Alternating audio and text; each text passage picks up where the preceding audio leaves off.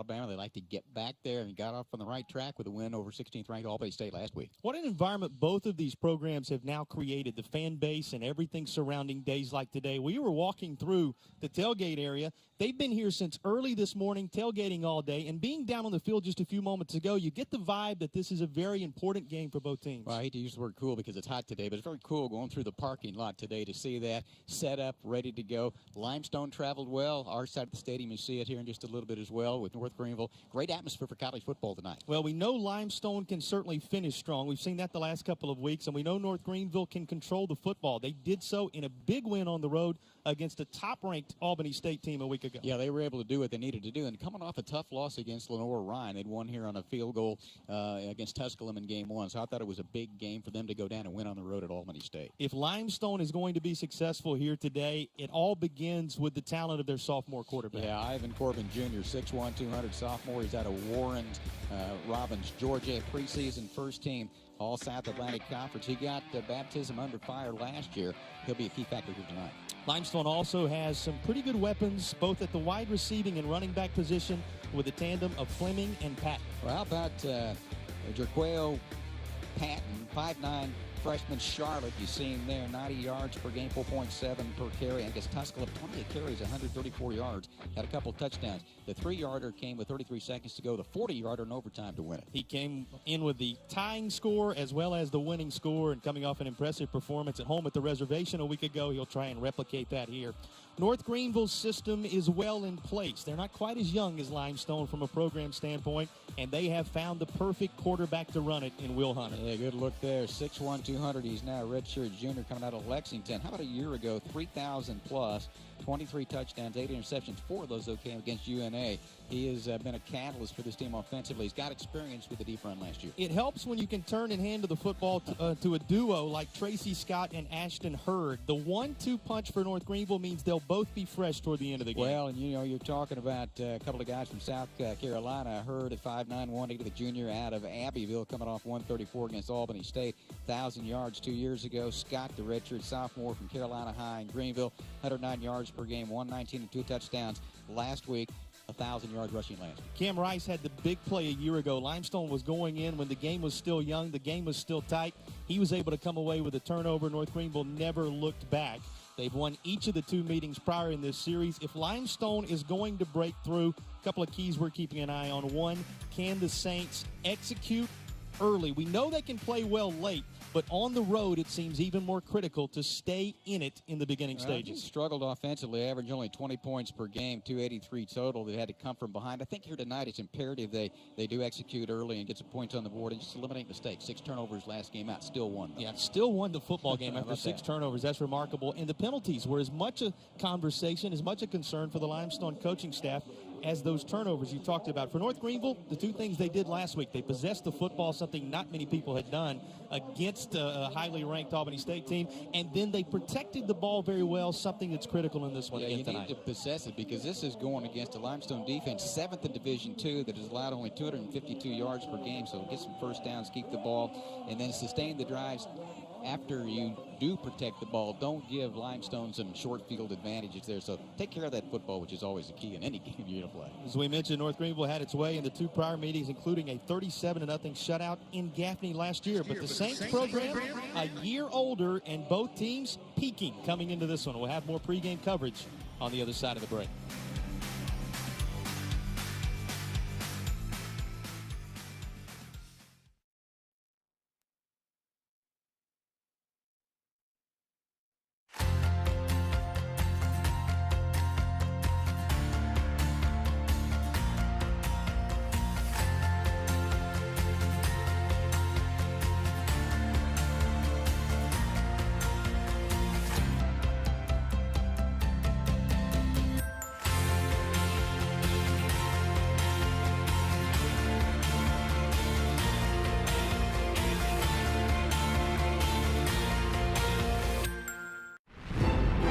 Game day is upon us, when hopeful throngs of couch-bound conquistadors band together for the agony and ecstasy of football fandom.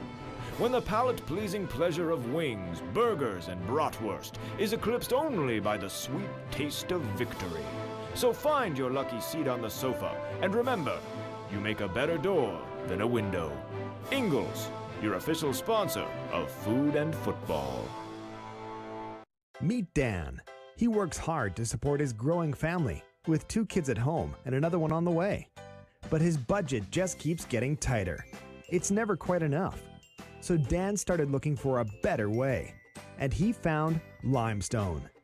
By entering Limestone's flexible online MBA program, he can keep working while he earns his degree. And that degree has real dollars and cents value. Some of Limestone's online MBA graduates have seen a $60,000 increase in their salaries. Amazing! Dan's initiative caught his employer's attention. In fact, he's so impressed, he's decided to pay part of the tuition.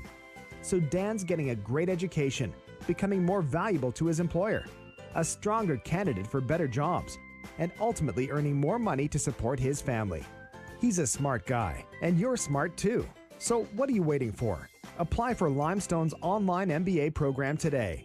The application is free. The benefits last a lifetime. Well, Crusader fans calling on the home team to bust through and enter Yount Stadium. They're just about to do so. All that red smoke pouring through. Limestone is here. Their captain standing on the far side and carrying that American flag. Here come the Crusaders.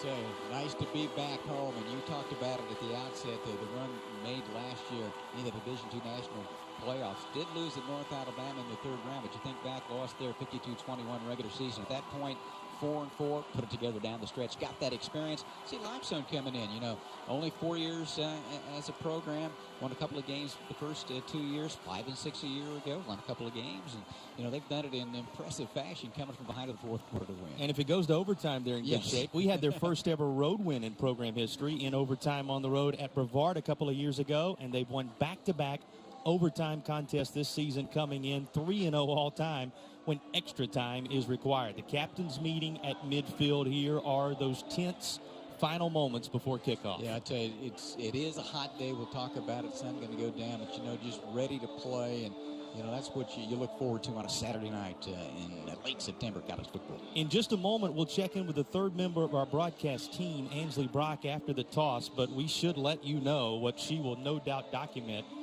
You alluded to it, Tom. It's warm. Temperatures in the mid-80s. It felt more like it was closer to 95 or 100. Fall weather, they say, though we're not so sure after walking around down there earlier. As you can see, North Greenville, having won the toss, they have deferred, so the Limestone Saints will receive the football. They'll have a chance to put their fingerprints on this D2 battle first. And let's check in now with Ansley Brock, who is roaming the sidelines for you. Ansley, we just mentioned it's a warm one down there. What else do you see on the sidelines? Yeah, guys, luckily, though, they decided to go back to the fall weather that apparently is supposed to be the 2nd day. But today, it is Parents' Day here at North Greenville University. Stands filled with parents and families ready to cheer on their Crusaders. Luckily, they will probably be getting their money's worth of their ticket today, as they will be seeing a battle of the defenses. Well, you talk about the 2 teams that we have here, Tom, and the storied head coaches that we have. We're going to talk about the NFL background of Coach Furry for Limestone. You're looking at a coaching staff for North Greenville that made that run into the depths of the Division II playoffs a year ago. The way these teams have played and the background the coaches bring to the table gives a tremendous amount of confidence to both squads. Well, you have guys that have been there and done that, and they lead their teams, and I think in the appropriate way, and they want to develop players, and we'll get into this as the broadcast goes on, but an incredible number of players out of South Carolina on both of these ball clubs. Well, that makes the connections to the high schools and the surrounding area, which we will, as you said, document, all the more impressive and worth talking about. Abney is back at the 5-yard line. He's joined back there by Jaquise Callahan for the Limestone Saints, getting set to return. And all the waiting, all the anticipation coming into this one here in Tigerville today. Now behind us, it's time to settle in for some football, Tom Van Here we go. Looking forward to it. Kicking game, an important element for both of these teams. And we talked to Limestone. They were mentioning their coverage moving forward and the way they want to handle that. North Greenville believes kicking has been a strength of their team. Guy who handles the place kicking duties, Matt Gravely, who is teeing it up and getting ready to get us underway. He's a guy who's hit almost from 60 this year. So strength in so many different areas for these two teams. The question is, who will have the upper hand in the initial stages? We are underway. Ball in the air at 10 minutes after 7 on cue, and with a knee taken in the end zone, Limestone will begin after the touchback. And here's our first look this weekend at Ivan Corbin Jr., the sophomore sensation at quarterback for Limestone. Warren Robbins, Georgia. We were talking about that. 6'1", 200 sophomore, preseason first-team all-conference. We'll talk about this.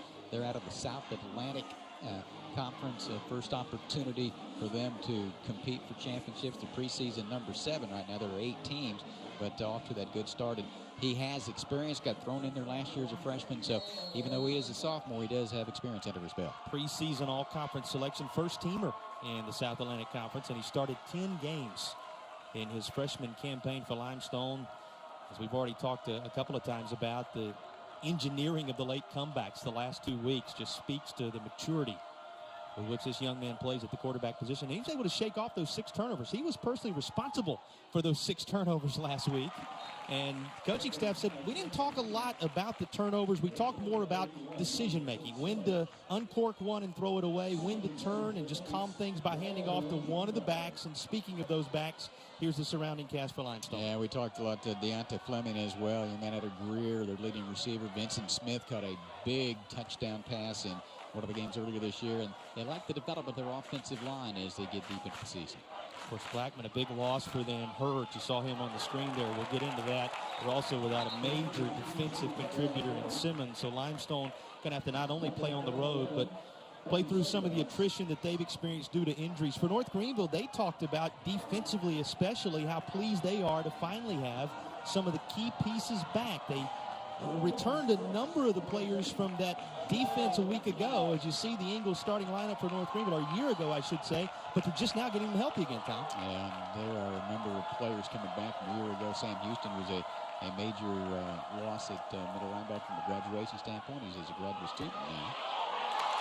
This tip and knocked away. North Greenville with coverage coming in there from Cam Rice. You remember Rice a year ago in that game in Gaffney at the reservation, able to come up with the big interception when the Saints were driving early.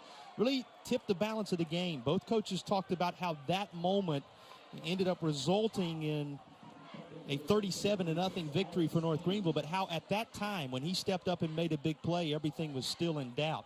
It's the entire North Greenville defense here with a 3-and-out, and we'll find out what the Crusaders can do on their first touch after the punt from Limestone's Alex Haynes.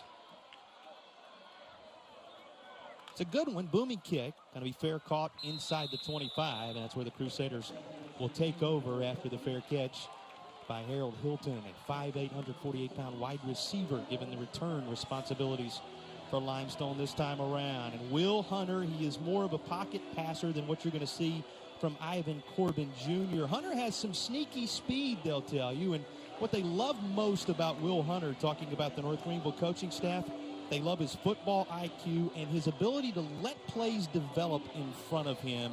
He was the catalyst, the engineer of that deep playoff run a year ago, back and better than ever.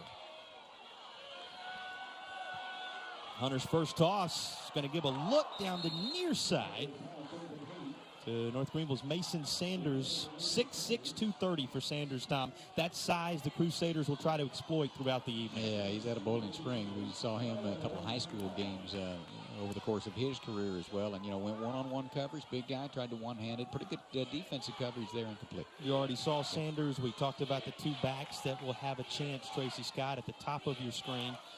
And North Greenville's first carry will belong to Tracy Scott, the redshirt sophomore, with positive yards and 3rd down coming. How about the entire offensive look for North Greenville, Tom? Well, they've been very balanced this year. 173 rush, 179 pass, 353 total. And they average about 26.3 per game. So they struggled a little bit in that ball game against Lenore Ryan. Kind of a disappointing 22-10 loss, but scored 34.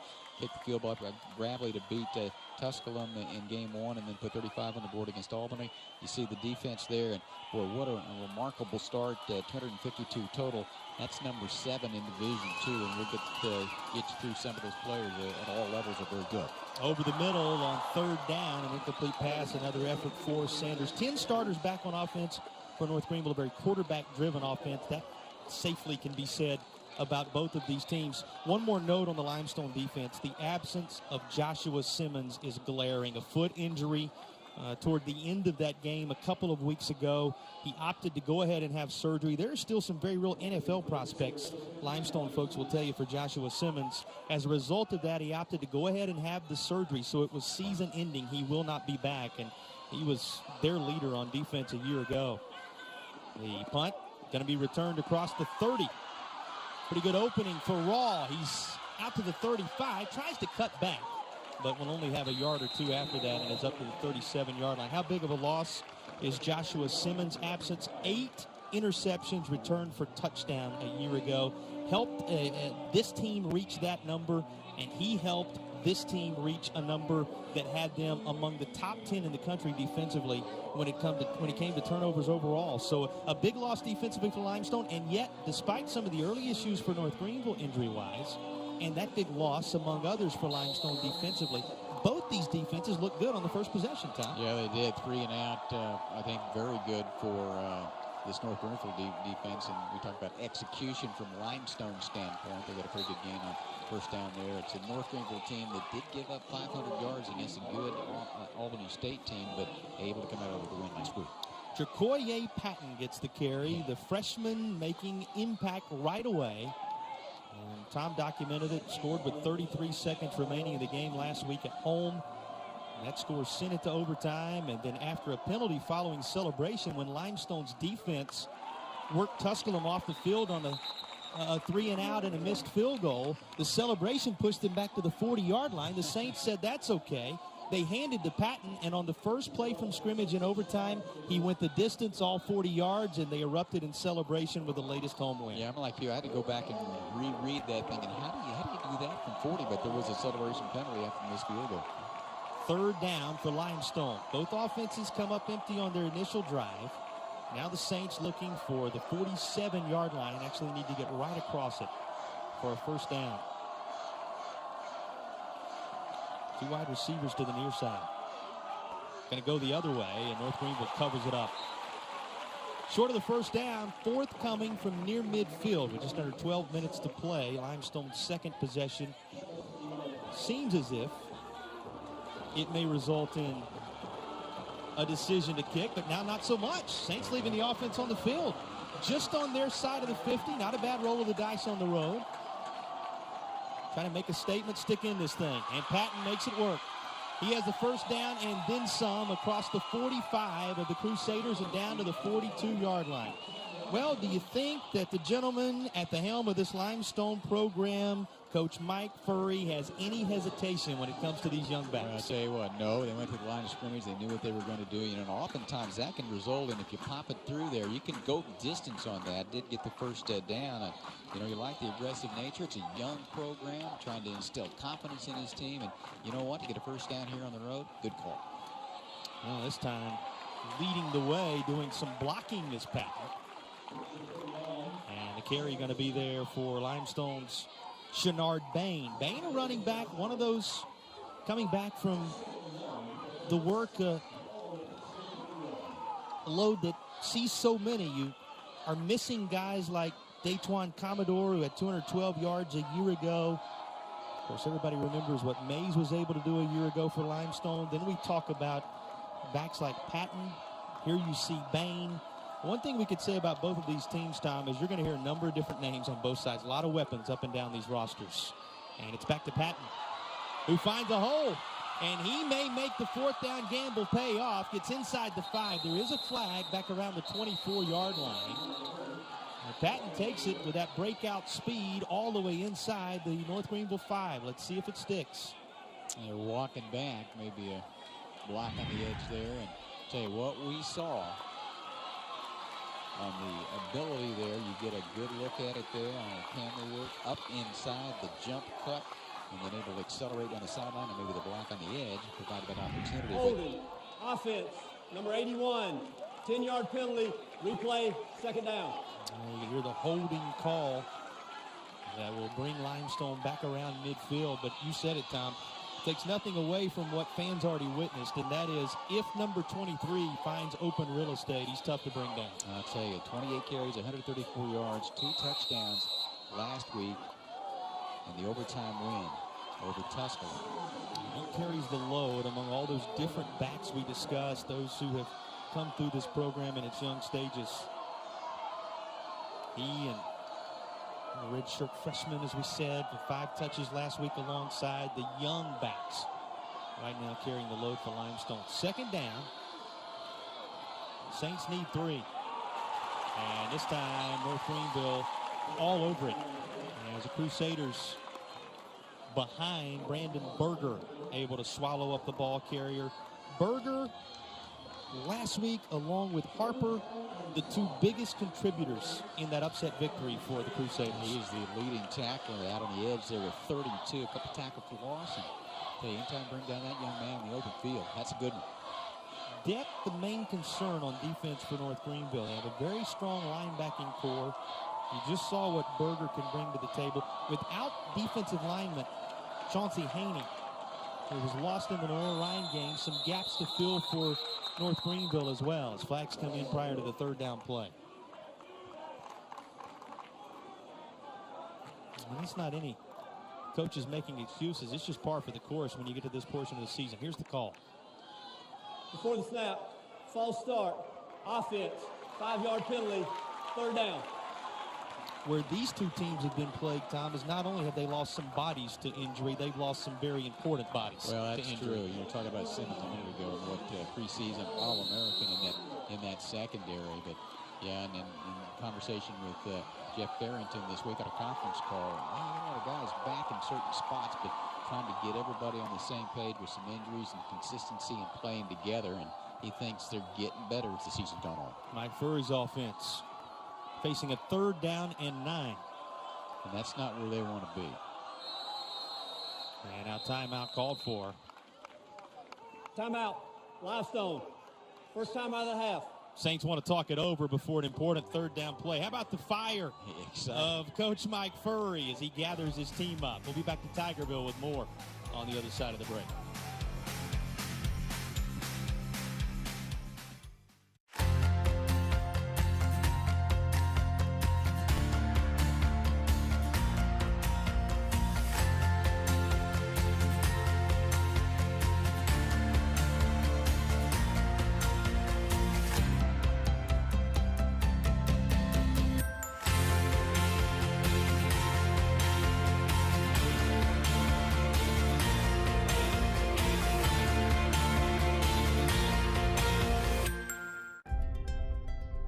They're preparing me for the future by just giving me opportunities to sing in front of people.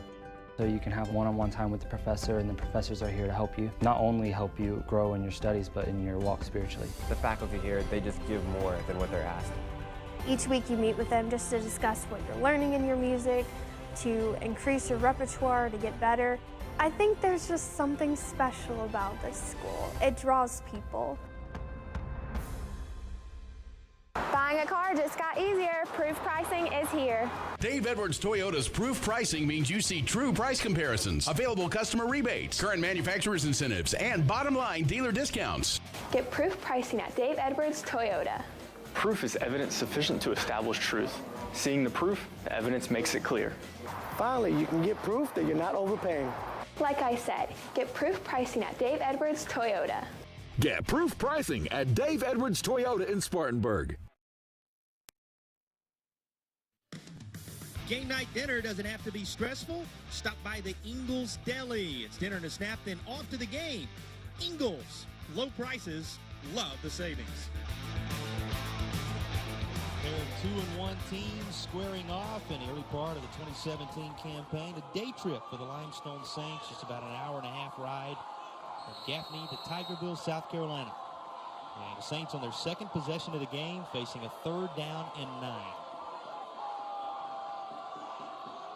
Evan Corbin Jr. Moving a wide receiver to the left side. Route perfectly run, and a pass executed to Fleming. Who else would you turn to but Deontay Fleming when in need? Now, there is a flag down for Limestone once more back at the 47-yard line, but that was exactly what the coaching staff for the Saints wanted drawn up coming out of the timeout, Tom. Yeah, down and out, and Fleming out of Greer, preseason second team, all South Atlantic Conference. Await the call here. 20 catches coming in at 12, 73, and 3 touchdowns against Benedict. Personal foul, chop block, offense, number 39 and number 61. 15-yard penalty from the previous spot. Replay, third down. Chop block will back up the Saints right near their own territory as you get another look at Fleming's ability. We'll be calling his name. We do it early. We'll be doing it often throughout the night tonight. But the headache scenario for Coach Mike Furry. He talked about turnovers not being as critical as far as tightening things up, despite having 6 of them last week as the penalties. And he pointed back to that overtime penalty, the personal foul, when the helmet was taken off in the overtime period. He mentioned several other scenarios during that game. So the one area that we focused on tightening up penalties, it cost them again here. And when they occur. This is a costly one in timing. You're exactly right, Tom. 8.5 left to play, ticking now under that, and Limestone faces 3rd and 24. The line to make is the 32-yard line of the Crusaders. The ball going to be snapped on the 44-yard line of the Saints. Corbin Jr. loads up and fires deep. The intended target was Jamil Hornsby. It's incomplete. Good coverage deep for North Greenville, and the Saints now will kick it away from right around their own 30. Yeah, a little double coverage there. You get a look at it here. I mean, he launches that ball long, but inside coverage there and able to knock it away. Nice job by North Greenville's Rodney Lane. But again, that's with Limestone. They offensively averaging about 20, 152 rush, 130 pass, and 283 total. So not a really prolific offensive team at this point. When you get behind the chains, it becomes very difficult. With Greenville 3 and out their first time as well, and there's a fair catch, which means the Crusaders will start inside their 15-yard line. With 7:48 remaining, just working our way into a groove in this one. First period action from Tigerville, South Carolina, on this 23rd day of September 2017. Yount Stadium is hopping, Tom. A good crowd from Limestone, having made the trip from Gaffney on the far side, as you would expect in that football-crazy town. And on the near side, they've been waiting all day as well, and a lot of red and black having turned out for this one. You and I have been over here a couple of times to broadcast games. You, over the course of your career, beautiful facility they have here in Tigerville. Will Hunter back to work. On the turn, give to Tracy Scott. And Limestone front able to limit Scott to about a yard. This Limestone defense, we were getting into it, Tom. 8 defensive touchdowns, led the nation a year ago at the Division II level. They were in the top 8 when it came to turnovers in general with 32, and they returned 7 starters from that group. It's the reason the last 2 weeks they've limited opponents to right around 200 yards or less. Yeah, and 105 total on the ground. That's a second in Division II. 147 pass, third in, or 22nd in Division II. Overall, defensively, they're number 7. So, I mean, they're stout. They're tough defensively. So it's going to be interesting to see how this North Greenville offense, but I think can crank it up a little bit, does against this defense. Without Simmons here tonight, as we talked about, but still very strong defensive approach for Limestone. And here's a little toss out. Going to be caught. North Greenville connection to Robbie Brown, 6 foot, 190-pound wide receiver for the Crusaders, able to reel it in. Boy, and I tell you, he laid it out there only where Brown could get that ball. That's a long pass, you know, kind of from the hash there diagonally, and then good coverage there, but outside able to reel it in and absorb the contact. So good play. Brown, a redshirt senior for North Greenville, been in this program for some time. That's the Crusaders move the chains with 6.5 to play. First period action for Tracy Scott. This time Scott with an opening, and he's up near midfield at the 48-yard line. Tracy Scott good size, breakaway speed from right here in the Greenville area. Another of those, you talked about them up and down both rosters, that these coaching staffs have kept close to home from the high school ranks. Tracy Scott shows why North Greenville's glad that happened in his case. Yeah, he shot that ball up inside. 42 carries, 328 yards, 3 touchdowns. 7.8 yards per carry, coming off 119, a couple touchdowns against Albany State. First and 10, knocking on the doorstep of Limestone territory. More Scott, and he won't quite make the midfield strike as the clock dips under 6 minutes left to play. These backs, when they are discussed by the North Greenville coaching staff, the one word that comes to mind, unselfish, the way they share the football. And there's Scott down. The last thing the Crusaders want to see right now, because as I was just getting ready to say, Tom, it's the combo that comes when you have both Scott and Hurd healthy and fresh late in the ball game. So all concern right now with Tracy Scott, who's down at midfield. Yeah, redshirt sophomore, 1,111 rush last year, 15 touchdowns. As you mentioned, coming out of Carolina High School in Greenville, and you think about his 1,000 yards last year, then you go back 2 years ago, and you had 1,000 yards rushing from the aforementioned Hurd as well. We'll get another look at it here and see what happened at the end. Scott going up through traffic, and you see his body just gets bent backwards at the 49-yard line. He's still down. And that athletic training staff from North Greenville working with the redshirt sophomore, another young back with a great deal of promise on these two rosters. Clock at 5:48 to play, and the Crusaders just about to work on second down and around 8 from midfield. But more important than the football game right now is the condition of the sophomore, who it looks like is going to be brought up with a little bit of help from that training staff, and a nice round of applause from both sides here in northern Greenville County. And no pressure on that right leg, right ankle. So he's coming off. Tracy Scott with all 4 carries for North Greenville to this point. So perhaps the workload going to get a little greater for Ashton Hurd, at least in the immediate future here at the 5:48 mark. Well, he's done it before. We talked about 1,096 and 7 touchdowns 2 years ago, 728 and 4 last year. That was an outstanding combination. We talked about the 1,100 by Scott. So he's been there, done that. He'll get an opportunity. And these two backs motivate each other. You know, Hurd likely motivated by seeing Scott helped off and just able to get rid of and fire it away as Will Hunter. His white jerseys were everywhere. Good push from Limestone up front, although a flag is down, and it's going to be against North Greenville. So not only good push from Limestone, it was despite the holding call, Tom. Yeah, there were good pressure up front. Had to roll out of there. I mean, Hunter made a nice decision to just throw it away, but prior to that, the flag goes down and going to be pushed back. Holding, offense, number 64. 10-yard penalty from the previous spot. Replay, second down. So North Greenville backed up to inside their own 40-yard line now, looking for the Limestone 42. Several downs to work with to get there. Second down, and they're going to call it 18. Uncovered out here for the moment is Robbie Brown, and now Limestone going to cover him up. There's trips to the left side of your screen on the lower side of the field for Will Hunter. Going to look that way. Wide open in the flat. And able to come away with the catch is Bobby Foose, the tight end. The routes run perfectly by those trips receivers near side, and Foose sneaks in there and makes the catch. Yeah, all 3 levels there. He came from the inside position. We may get a look at it here, and ran Brown deep. You've got to respect that. He had a 77-yarder against Tusculum, and then brought at mid-level Foose back. And a year ago, 18.8 yards per reception, led this team. Not only as the punter, but the tight end as well. Creates a third and manageable for North Greenville. Right at 5.5 minutes remaining in the first quarter, and only the second time the Crusaders have touched the football.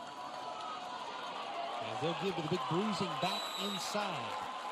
Able to get across the 40 and pick up a North Greenville first down. That's a movement of the chains for the Crusaders.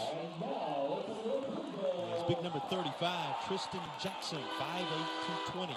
The vitals on Jackson, who picks up the first down. Hey, that's a big first down after the penalty pushed it back. Got a big chunk of it back on the pass completion there, and continues the drive here now at the 40. Hunter with all kind of time. Makes a connection with Ken Drummond. Drummond tiptoeing on the sidelines. That's close to another first down. Should be one. It is. They move the chains. Crusaders inside the Limestone 30 to the 28. Boy, you love the catch, down, out, catch it with your hands, and with a tip tap along the sideline there. And had a good drive going here. Limestone defense looking to tighten up. He's hurt. And the Saints will. First man on the scene, Raymond Hall, an outside linebacker, and he swallows up the ball carrier for a loss on first down. 6'2", 215, redshirt junior, preseason second team All-South Atlantic Conference. Man, came in with 10 tackles. And this is a solid one there. I mean, there's your form, just lines up and brings down an outstanding running back. Hall, you mentioned 88 tackles, 11 for loss a year ago to add to those numbers, 37-yard fumble return in the game against Catawba, his brightest moment. Speaking of a fumble return, ball is on the ground here, and Limestone seems to have it near the 25. A return across the 30, and the Saints with their first takeaway of the ball game with North Greenville driving. So both defenses rise up, stop a challenge on the second touch for each of these teams. And the Saints will withstand the North Greenville run here thanks to a takeaway. I tell you, you're talking about the numbers last year, and we get another look at it here as Hurdle shoot it up inside, and look, there the ball pops out of there, and the scramble for it, and how good last year Limestone was. A second look, good work by our camera crew, knocked out from behind, and almost pops right up into Saxon's hands. And it ends up being instead Sheldon Reed who picks it up and carries it a few yards forward for Limestone. First and 10 Saints from the 31. 3:45 to go, first quarter. Scoreless game between a pair of 2-1 squads. Limestone coming off back-to-back victories in overtime, including a win at home a week ago against Tusculum. A common opponent for these two teams, Tom. They both played Tusculum right down to the wire. The first game of the year here, Matt Bradley kicks a field goal to beat Tusculum, 34-33, and then the overtime game last week, having to come from behind to win that one. So, yeah, a couple of South Atlantic Conference opponents there. North Greenville, we'll get into it, is an independent, headed to go south.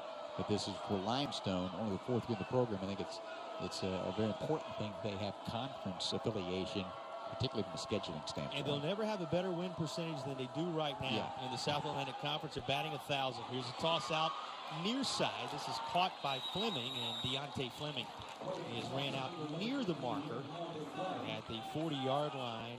Of course, we're halfway joking, but what an accomplishment it is for Limestone, Tom, to win their first ever SAT game. That storied conference welcoming them in with open arms. They're taking the spot being vacated by Brevard, a team dropping down to the Division III level, and they came into the conference by storm by winning that overtime thriller against Tusculum last week at home.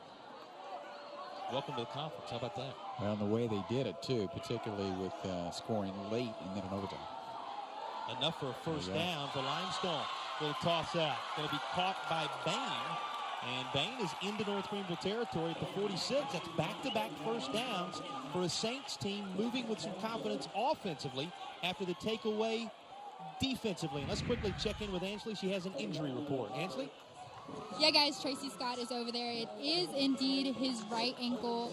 We don't really know what else it is. Trainers are kind of evaluating him. He does have big smiles on, though, right now, nonetheless. He is suiting back up. He might get back out there. We'll just have to wait and see. All right, thanks, Ansley. Talking about the North Greenville running back lost in that last series. First down, inside North Greenville territory. Very minimal, if any, gain this time for Limestone. But they're set up nicely, Tom. And the defense, as it has been so often for the Saints, a catalyst for their offense. Well, and they've done a nice job, too, on this drive of mixing it up. Got the Fleming out on the edge, and then they throw it to the running back, Shenard Bain, who came out of the backfield, and kind of nice, deft, soft touch to make that play prior to that. Gives some Options to Ivan Corbin. So many elements of the zone read, but spreading it out, and this is incomplete. That was perhaps caught for an instant, but it was immediately knocked out as Deontay Fleming could not hang on. The ruling right away, and immediately an incomplete pass. So with just under 90 seconds to play first quarter, a 3rd down and 10 is coming. This is worth another look. Yeah, good look. Cam Rice comes up and lowers the boom. And young man, a sophomore at 5'10", 175 out of Southside High in Greenville. Cam Rice, perfect form. Stay low, wrap the receiver, and force the 3rd and long. This day and time when targeting can happen in a split second and the blink of an eye with bodies going different directions.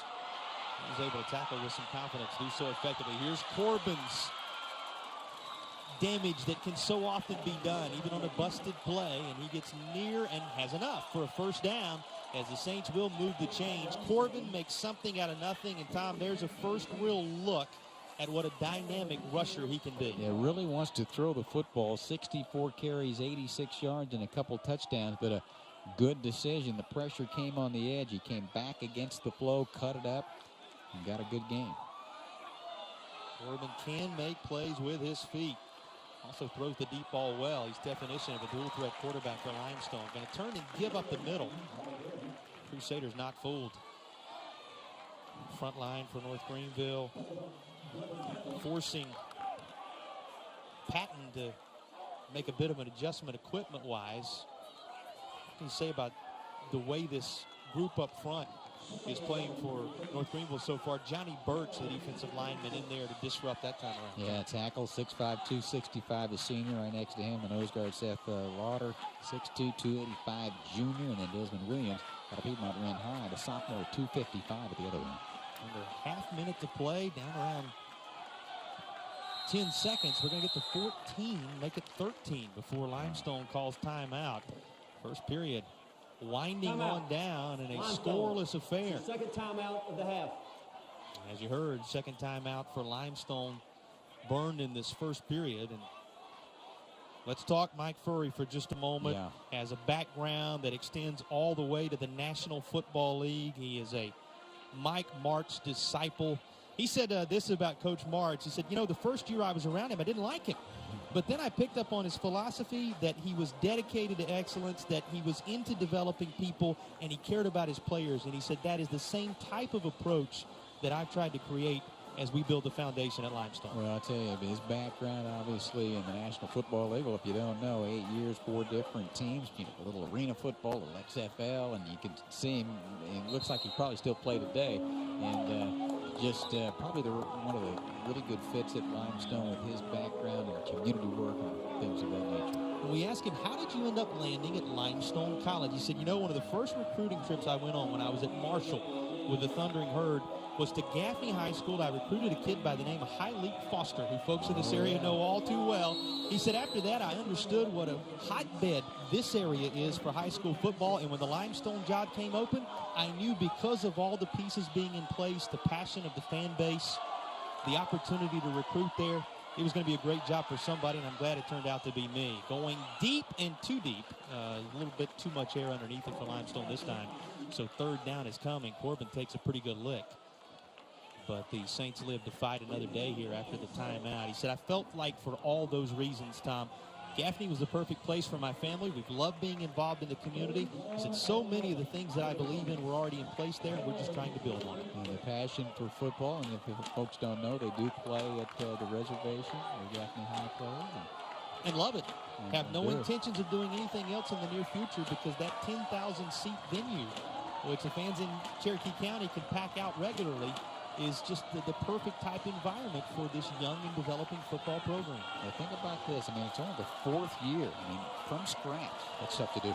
Already picking up some wins, nearly securing a winning season a year ago. And if Ivan Corbin's legs have anything to do with it, they may very well do that this time around. Ball perhaps on the ground at the 24. North Greenville saying they have it. No signal just yet. Now, this would be turnabout.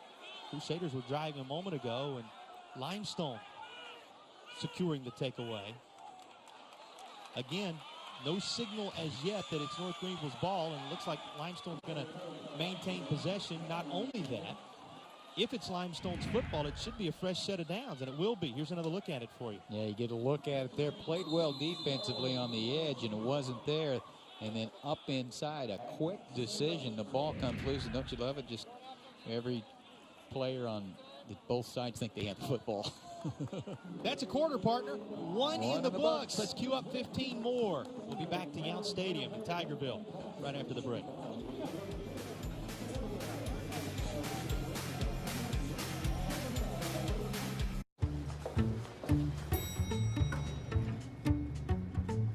Good ideas catch on fast. Good clean food, even faster.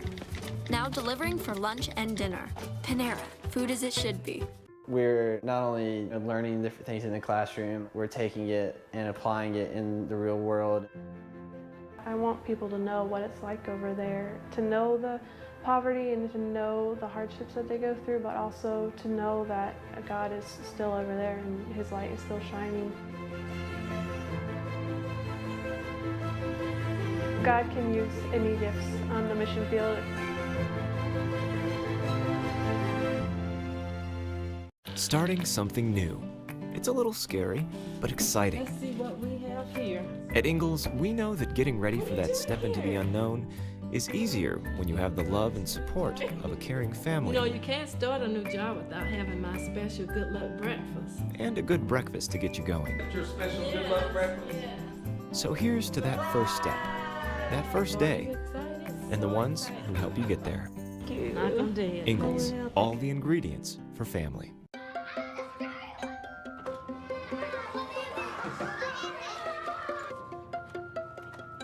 Wherever, whoever you are, we'll deliver lunch or dinner right to you. Panera, food as it should be.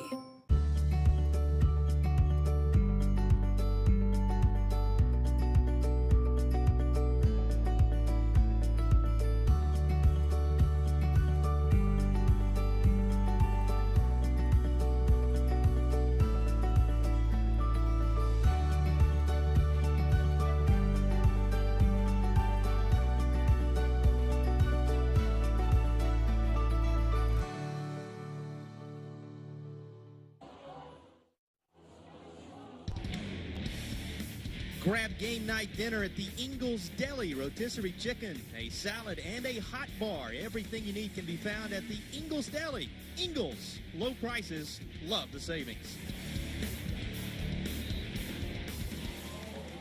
Beautiful night in Greenville County. Look at that crescent moon overlooking Yount Stadium. Fans are feeling it. Limestone Saints driving. Everybody's got a mantra these days. A hashtag you can throw out there for your football program for Limestone. It's locked in. They have been that so far in this game, and locked in for more positive yards. Young scampering back in Shenard Bain. 5'5", 160, and using every bit of it. Moves the change for the Saints inside the red zone. Limestone threatening to score first in this one. At Dorman High School, outstanding play for David Gutshaw there, and so Deontay Fleming, who played at Greer for Willie Young, and a lot of familiar players from the upstate, a lot of familiar head coaches as well. First down from the 14. Just underway in second quarter action. In motion and taking the handoff is Fleming. He'll be rushed out at around the 10-yard line. Limestone's mantra, locked in. North Greenville's mantra, rise up. And the Crusader defense being called upon to do that right now, Tom. They are. I mean, this is an impressive drive by Limestone. We talked about through the first 3 games this year, averaging only 20 points per game, and 152 rush, 130 pass. I think they've been effective here in the first quarters. We're into early into the second quarter. 2nd and 6, a Limestone team that did not score in this battle against the Crusaders a year ago. Looking to draw first blood. And here's Corbin. Some room as he bounces it outside, gets by the last possible tackler, and meets the end zone as he sneaks inside the pylon. Ivan Corbin Jr. puts Limestone on front 6-0 with a 10-yard scamper. And the Saints, the road faithful that traveled with them from Cherokee County, feeling it in the early stages of the second quarter. You know, Jason, we're talking about really not much of a running threat to a certain extent. 64 carries for 86 yards. He's been effective in this ballgame so far, carrying the football for Limestone. Well, they like his ability. Feel like maybe he hadn't hit that ceiling yet of where he can be, but that's a big-time weapon. The feet, a major weapon for Ivan Corbin Jr.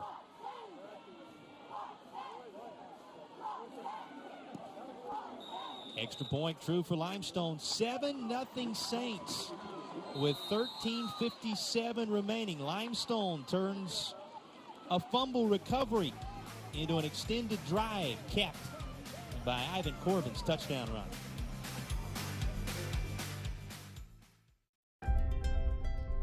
They're preparing me for the future by just giving me opportunities to sing in front of people.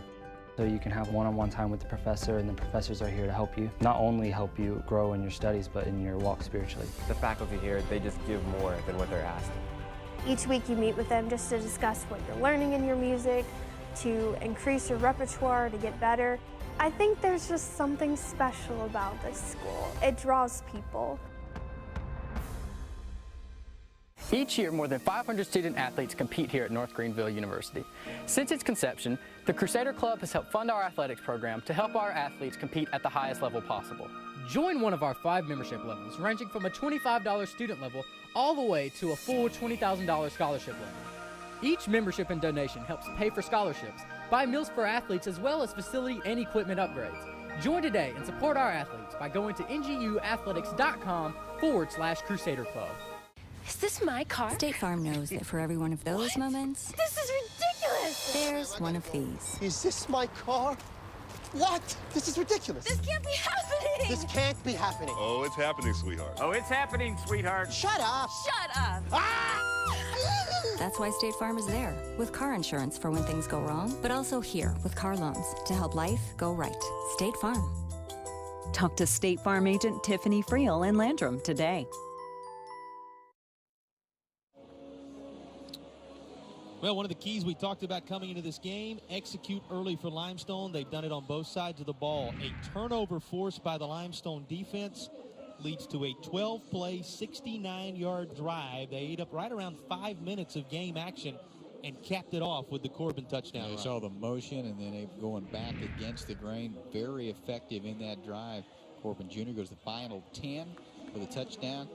Hanging onto the football, making some plays, converting first downs, and keeping the ball away from North Greenville. And on the board here, 7-0. You mentioned it a moment ago, 37-0 a year ago. North Greenville able to win a game.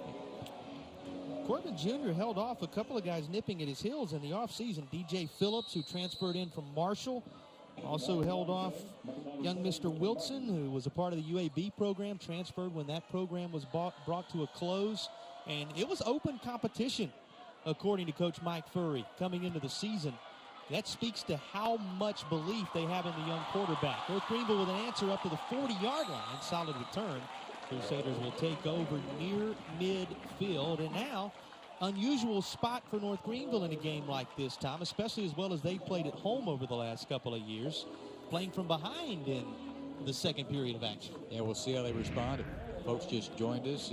Tracy Scott went down with an apparent ankle injury. We'll see if he returns. And it was a big hit at the end, but boy, that was a nice return by Hilton, 5'8", 148. Not real big, but boy, with good speed and acceleration, provides opportunity from the 41, the best field position that North Greenville has had. This is their third possession of the ball game. Harold Hilton also provides a spark for a North Greenville team following the Limestone touchdown. Here's a carry for Hurd once again. It's going to be a heavier dose of Hurd, not as balanced between the two backs, as Tom mentioned, with Tracy Scott absent at the moment. We did see Tracy Scott earlier jogging on the sidelines, so the hope is for the North Greenville faithful that he'll be back in a timely manner. But Hurd carrying the weight in these moments. 13.5 to play. Second down coming for North Greenville near midfield. Hunter all kind of time. This a little too tall for his intended target. A little miscommunication on the route perhaps. And third down is coming. Jason, if you're interested in how important Scott is, 328 rush coming in, 196 for Hurd, 8 for Jackson, 5 for Hunter, 2 for Baker.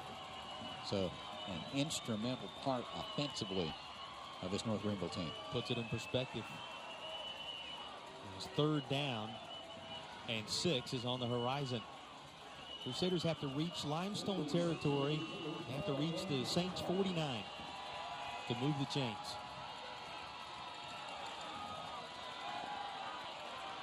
Boy, again, I'll say it all kind of time, and it allows Hunter to wait and hit Christian Bruce for the first down.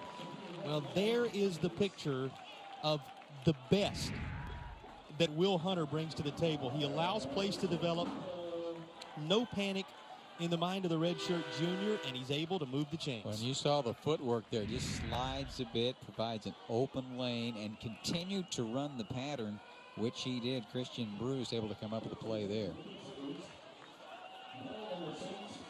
That's a pretty important drive. I mean, Limestone's come in. They've done some pretty good things offensively. And they're tough defensively. We gave you the numbers at the beginning. And here's more of Ashton Hurd. Positive yardage on first down. North Greenville into a 2nd down, and they're going to call it a long 6. There's Jeff Barrington saying it's too early to tell where his team is this year in relation to last year because of a lot of those injuries coming back. He said from one week to the next, you look at the way we've played so far. On the one hand, we upend an outstanding Albany State team and do it on the road. On the other hand, we struggle a little bit to execute in that Lenore-Ryan game, so the jury's still out. The jury is not out on Ashton Hurd as he travels 41 yards for a North Greenville touchdown, and pending the extra point, will be dead even once again. Got a great block on that right side, and once he got into the secondary, that young man out of Abbeville played on a couple of state championship teams, and 1,000 yards rushing 2 years ago, 780 plus last year. And he's able to take the distance. Then one. Ashton Hurd, in the absence of Tracy Scott, carrying the load. His workload increases a bit on the last 2 drives. He seems to have embraced the moment. Extra point, true for North Greenville. Both teams having scored a touchdown. This one a long run from Ashton Hurd. 7 apiece. 2nd quarter action from Northern Greenville County.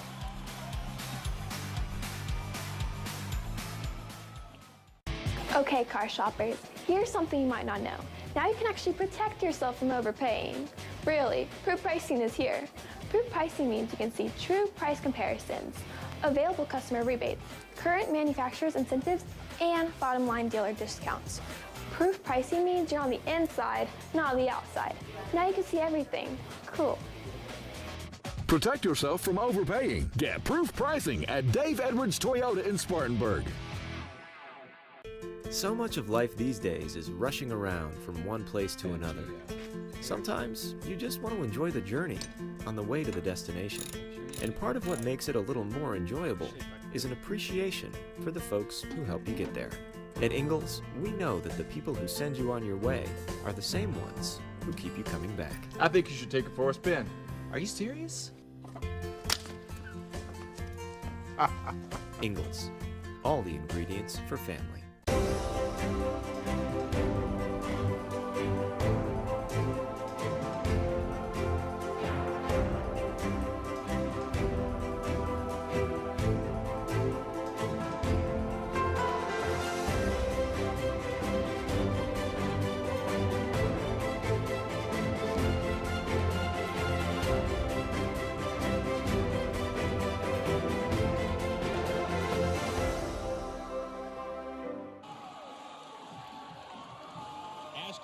Giving them something to cheer about here on the home side. Students out in full force.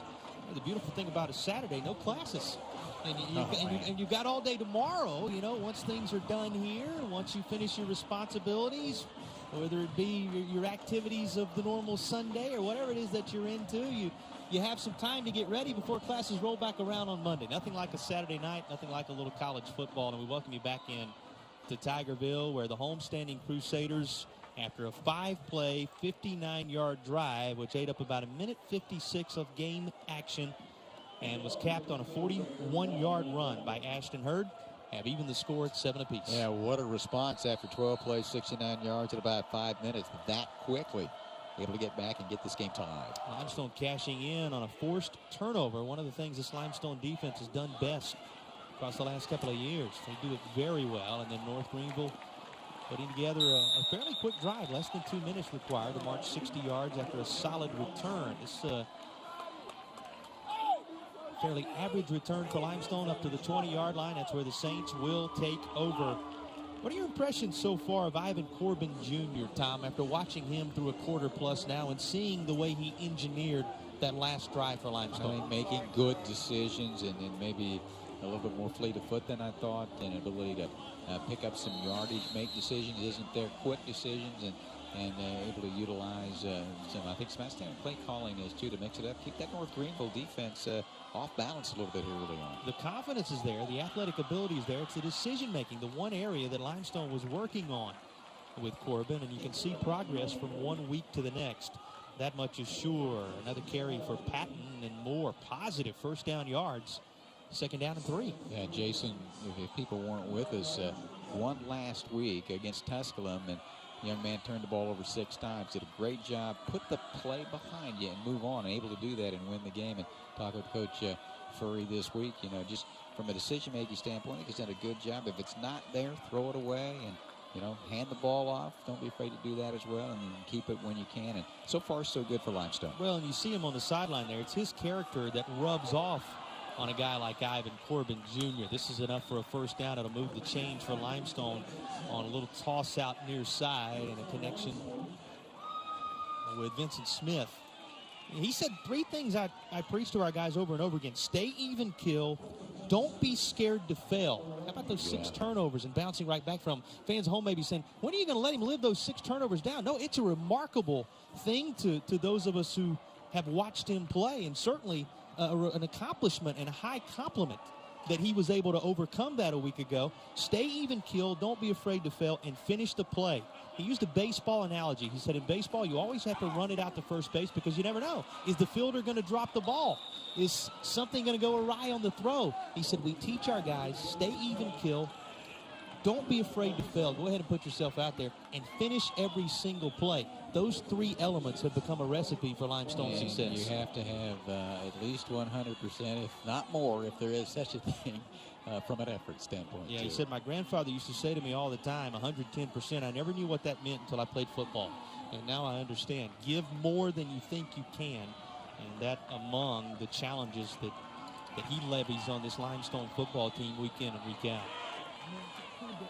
First down at the 45-yard line. And a flag thrown in just as the play is developing. Under 10 minutes to go first half. Saints moving toward midfield once again in what has been an evenly played contest so far. We don't have the privilege of having the benefit of having numbers in front of us right now. North Greenville. As you hear North Greenville assess with a sideline warning. Don't have the benefit of having numbers in front of us right now. We're going to try to get some of those for you at the half. But, Tom, the feel of this game is that it has been very evenly played. Yeah, it's been a good one so far. And, you know, I think Limestone has done what they've needed to do, keep the ball away from North Greenville so far and put together a couple pretty long drives. On 2nd down and 8, Corbin looks to that Limestone sideline. Now, one thing, when you glance over at that Limestone sideline, they are not hurting for numbers. There are a lot of white jerseys over there wanting to be a part of this young program. Toss to Fleming, and Deontay Fleming makes the catch near the chains. And he's going to be about a yard shy of the first down, so 3rd and 1 coming for the Saints. Yeah, 2 on that side of the field, run 1 deep, cut underneath it. Nice throw there. You know, Fleming we talked about with the 20 catches, and Vincent Smith with 13 catches coming in. And spread it around a little bit, 2 different types of receivers there. Smith at 6'3", 195. Immediately met as North Greenville's Desmond Williams, a 6'2", 255-pound defensive lineman, gets in there. Williams introduces himself quickly to the Limestone back. Yeah, no opportunity there. Williams at Piedmont from Wren High School, 16 tackles coming in. And 3 on top of it. Big 3rd down stop, 4th down, and Limestone, having already converted one of these near midfield, just on their side of the 50 earlier, going to go for it again here on 4th. maybe. Need 3 if, as you said, maybe, if they in fact attempt to roll the dice here. And they will. Screen pass, Fleming, first down Limestone. It looks like the initial glance is that he was across the 45, which is where he needed to be. They're going to spot the football right on the 45-yard line. And the signal's already been made. First down Saints. They get it by inches. I'll tell you, when that play developed, I thought there were too many players in the congested area there, but what a catch and the forward momentum to get the first down. 8 minutes and change remaining in the first half. Limestone and North Greenville both scoring on their most recent drives. And the Saints on the march once again.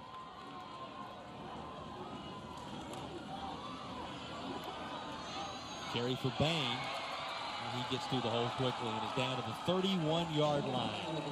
Bain moves the change once more, and this Limestone offense looking to be in a rhythm now, Tom. I'll tell you, getting a chance tonight. 7 carries, 42 yards, averaging 6 yards per carry coming in. And what you like there again is just didn't jam it up inside, waited just a beat.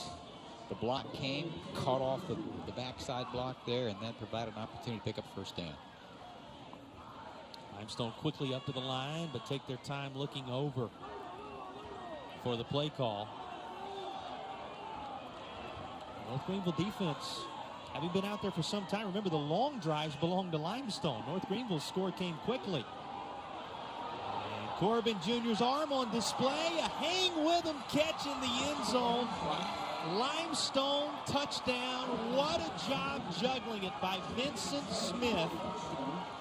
And Smith, who is known for extending the field, extends his arms and makes the play. Vincent Smith, some excitement on the perimeter for Limestone, and the Saints are back out front. How about the concentration to be able to corral it and get the touchdown? I'm sure we'll get a look at it again, but remarkable catch there by the young man. Vincent Smith, the other guy besides Simmons, the defender we were talking about, who unfortunately was lost for the year earlier. Smith, the other guy on the team, getting some interest from NFL teams along the way. Easy to see why. The way he stayed with that last catch, back turned to the goal line in the end zone. And though he puts Limestone up by 6, the extra point fails, so it will remain 13-7. But one more look at this catch by Vincent Smith. That's an outstanding play at any level.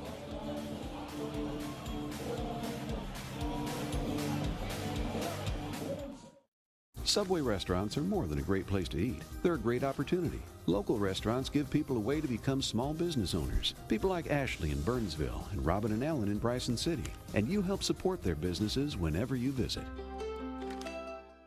We're not only learning different things in the classroom, we're taking it and applying it in the real world. I want people to know what it's like over there, to know the poverty and to know the hardships that they go through, but also to know that God is still over there and His light is still shining. God can use any gifts on the mission field.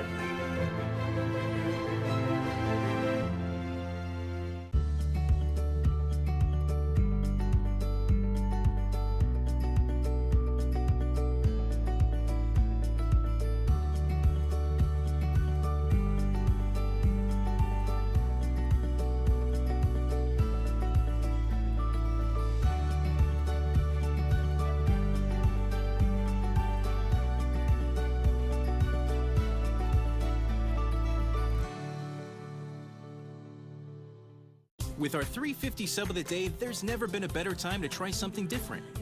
Every day of the week, get a featured 6-inch Subway sub for just $3.50, all with no artificial flavors. The $3.50 sub of the day. We took an already great lineup and made it better. Vincent Smith with a moment that will live past tonight for Limestone and everybody who's here in Tigerville. Good one going between a couple of 2-1 Division II foes. Take another look at Smith on this catch. And it's going to be coming right at you, Tom. I mean, and there was good defensive presence there. The great concentration, tip to himself, comes down with the catch. Great play. Well, if he doesn't make it in football, he's got that juggling act to work with moving forward. He's got certainly a very high ceiling in this game. And as we mentioned, some prospects on the NFL side, perhaps for Vincent Smith. Easy to see why. Here comes North Greenville on the return. Crusaders get a block outside that will allow them across the 25 up to the 27-yard line on the return by Harold Hilton. And Crusaders going to take over Limestone, forcing a fumble, driving down and scoring. North Greenville answering with a long touchdown run by Hurd. A drive that took just under 2 minutes. Saints come right back methodically, 9 plays, 80 yards, 4.5 minutes again for Limestone. The long catch by Smith, 32 yards, and the Crusaders find themselves trailing again with 7:09 to play first half. But the last 2 Limestone possessions, 21 yards, 149, or 21 plays, 149 yards, and both drives 4.5 plus. First down carry, Hurd again after that long run a moment ago. And he's swallowed up in traffic, but a positive gain of about 4 yards as the clock dips under 7 minutes remaining in the first half. This North Greenville team, we kind of brushed over their year last season, started 4-4, and Coach Jeff Farrington said there was a moment when we were at North Alabama. The game was over. Things had not gone our way. We were 500 on the season at 4-4, and we were taking cold showers. And he said maybe we deserved it. We were taking cold showers and had to decide were we going to dig deeper and allow that season to turn into something. A toss out near side, covered well. It's broken up as Limestone gets Raymond Hall out there. Some of the home fans wanted a flag on the attempted pass to Sanders, but there is none. And third down is coming. But he said we were taking those cold showers at the end of that game and decided to stay the course. They reeled off 3 straight against Wingate, against Carson Newman, against Limestone to get into the postseason.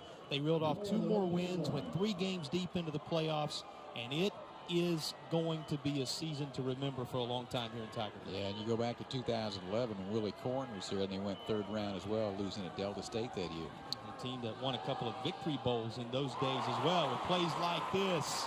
Hanging in there and tossing a completion into the arms of Deontay Bryan as Will Hunter, and moved the chains. North Greenville is quickly at midfield. Tell you what, I think that's a big reception there, given the fact the last 2 drives that resulted in touchdowns for Limestone. You don't have to punt it away. You can keep this drive alive.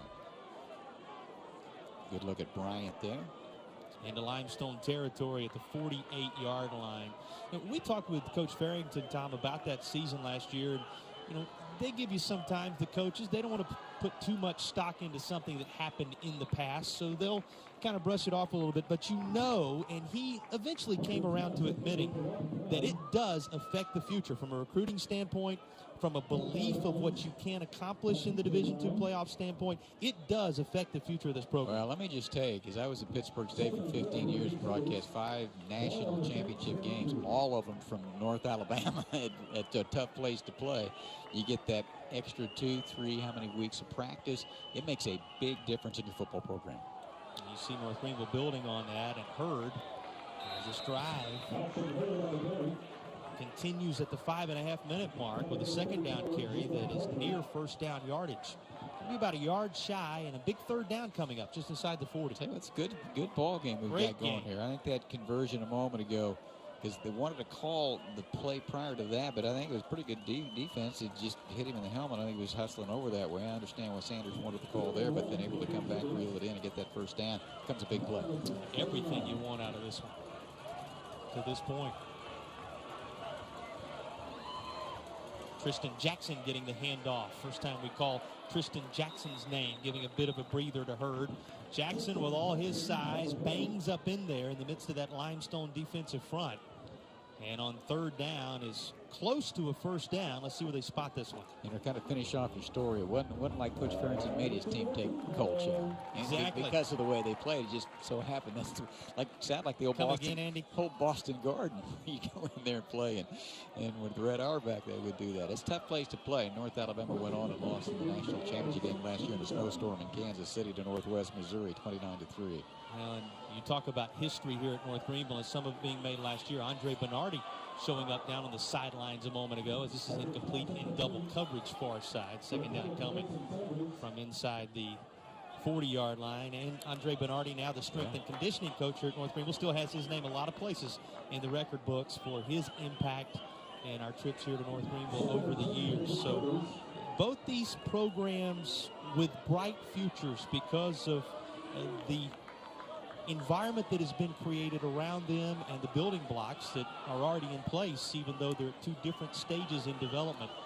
And they're playing a well of a football game in front of us here tonight. Inside the 35 and down to the 34-yard line, spun around is the ball carrier Hurd. And here's another third down for the Crusaders, trailing at 13-7 as we begin to close in on the final moments of the first half. Yeah, kind of settling in here. You know, we went punt, fumble recovery, punt, and then 3 consecutive touchdowns. And North Greenville trying to make it 4 here. Timeout being called for by Limestone. Timeout, Limestone. Let's check in field side with the third member of our broadcast team. Ansley Brock has been gathering info down there. Ansley, what do you have? Yeah, guys, you could definitely tell the intensity is picking up on both the sidelines. But over here on the North Greenville side, the players, they're kind of getting a little heated. You can tell they have passion. But the coaches, they have full belief in their players, telling them, don't worry, guys, we're good. We got this. We're better. So Ansley telling you no panic on that North Greenville sideline. Obviously, a lot of football left in this one, but you have to be impressed with what you've seen from the Limestone Saints. It's still a road environment for a young football program, and they are unfazed to this juncture. Well, you go back and kind of brush over it maybe too quickly. This is the see Coach Fury there. 4th year. I mean, you started in 2014. Starting from scratch. I mean, that's difficult to, go out and recruit and try to get people into the program. But in visiting with Coach Fury, he said, that first year you try to lay the foundation and then try to get them to believe in what you want them to do and your schematics and all that kind of stuff. And he felt pretty good. I mean, you won 5 and 6 a year ago, after you won 2 games and 14, 2 games, 15. Competed as an independent in the first 3 seasons, now an associate member of the South Atlantic Conference. And we should mention, though North Greenville is still working their way into the Gulf South, Limestone functions as a full member, in essence, on the football side of the South Atlantic Conference. They can win the title this year should they win more games than everyone else standings-wise. Here's a toss out near side, caught by Deontay Bryan again. The wide receiver reels it in. Move the chains. Big third down conversion for North Greenville there, Tom. That's 3 in a row. They've been able to move the change, and the clock continues to move. Under 4 minutes right now. And you think about a Limestone team that came in preseason tied for 7 with Lenore Ryan in the South Atlantic Conference. And top of the standings right now after that 1-0 start. You mentioned North Alabama. They're leaving the Gulf South and headed to the Big South in football and the A-Sun and every other sport. And that's where North Greenville is headed to. And it's similar to the way things will be for Limestone and North Greenville. It's a big lick, and the ball pops loose at around the 17-yard line. It's going to be gathered back up by the Crusaders. Big offensive lineman in there to secure it as Jewel Bell ends up with the football in his hands. This is a collision to be remembered. Watch this. Yep. A couple of guys blocking one another, and Hurd just runs right into the danger zone. Hops off, and again, fortunately for North Greenville, they fall on the football, so it stays with the Crusaders. 2nd down coming. There's Manny Ogletree. And finishing up on that,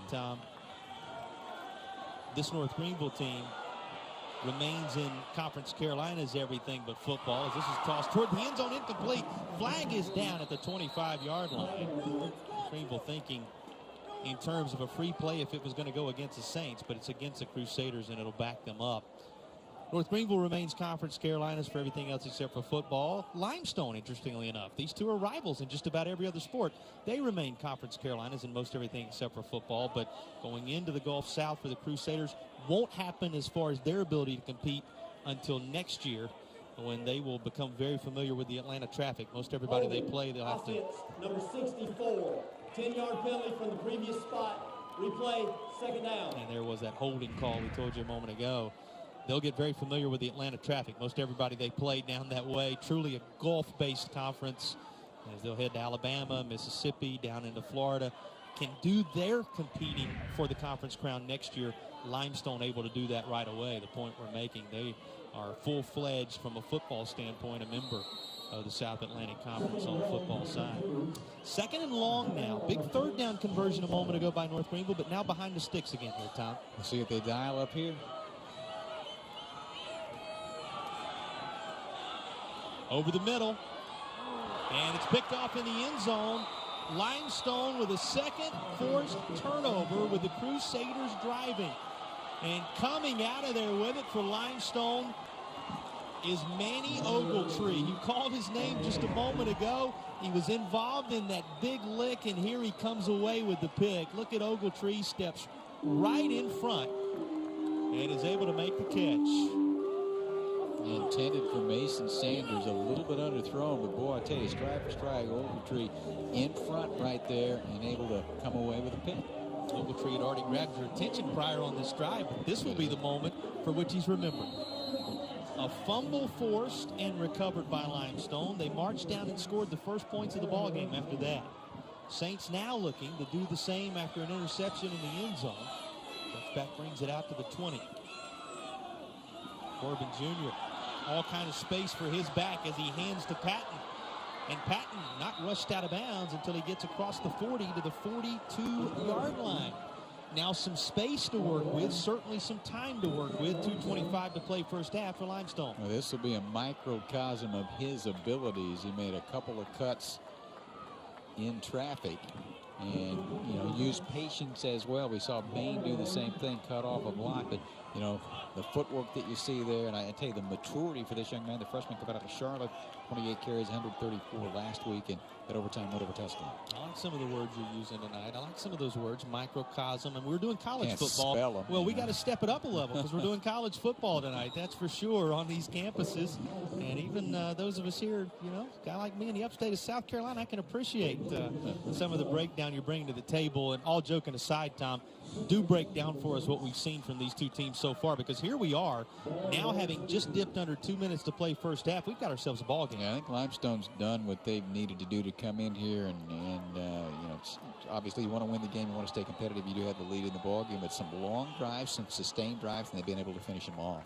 And they did what they were able to do last year, forcing 32 turnovers. They've got two big ones here tonight, fumble recovery, and then also with the interception a moment ago. What were those North Greenville keys to the game? Possess the football and protect the football. And Limestone has made it very difficult to do either of those so far. Flag coming in. The back judge, and here's the call. Offense number 10, 5-yard penalty, remains second down. So back Limestone up 5, second down and long coming with 1:58 to play. They're going to face a second down and 15. They need the North Greenville 48-yard line. Well, their defense, again, Jason, we talked about the turnovers, but we gave you the numbers, and we'll do so throughout the course. The 252 total is 7th best in Division II right now. They're strong against the run and the pass. A couple of teams with momentum coming off wins. Having played to a one-score differential in the latter stages of the first half. Limestone facing third down and long after a loss. Chance for North Greenville to get off the field and perhaps take the final minute or so of this half for a spin. You have to remember, North Greenville has all 3 timeouts remaining. So even though it's just 90 seconds or so left right now, they come away with a stop on this play. They can think about doing something with the time that remains on the clock. Limestone out of timeouts, just in case you're wondering, as you should be able to see there on the scorebug bottom of your screen. Third and long. Again, the 48-yard line, what Limestone is looking for of North Greenville. Won't happen, very minimal gain. And now the Crusaders will call that timeout with 4th and around 14 coming. Timeout, North Greenville. Good job of the North Greenville defense and able to slow the Limestone offense, who had a couple of back-to-back drives. 12 plays, 69 yards and 458, 9 plays, 80 yards and 430. And you got to get off the field, get your offense back on. And with Hunter throwing the football a year ago, 3,000 yards at 23 touchdowns, those 8 interceptions before those came in the 38-0 loss to North Alabama. You can stretch it a little bit.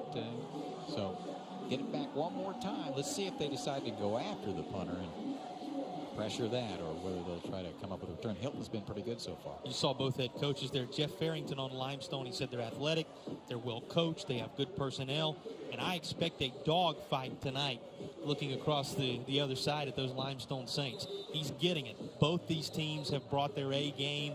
We mentioned they're peaking right now, both of them, because of where they've been the last couple of weeks, and it shows. 13-7 the score. North Greenville with a couple of timeouts remaining, and the return man for the Crusaders, Harold Hilton, standing back at his own 20-yard line.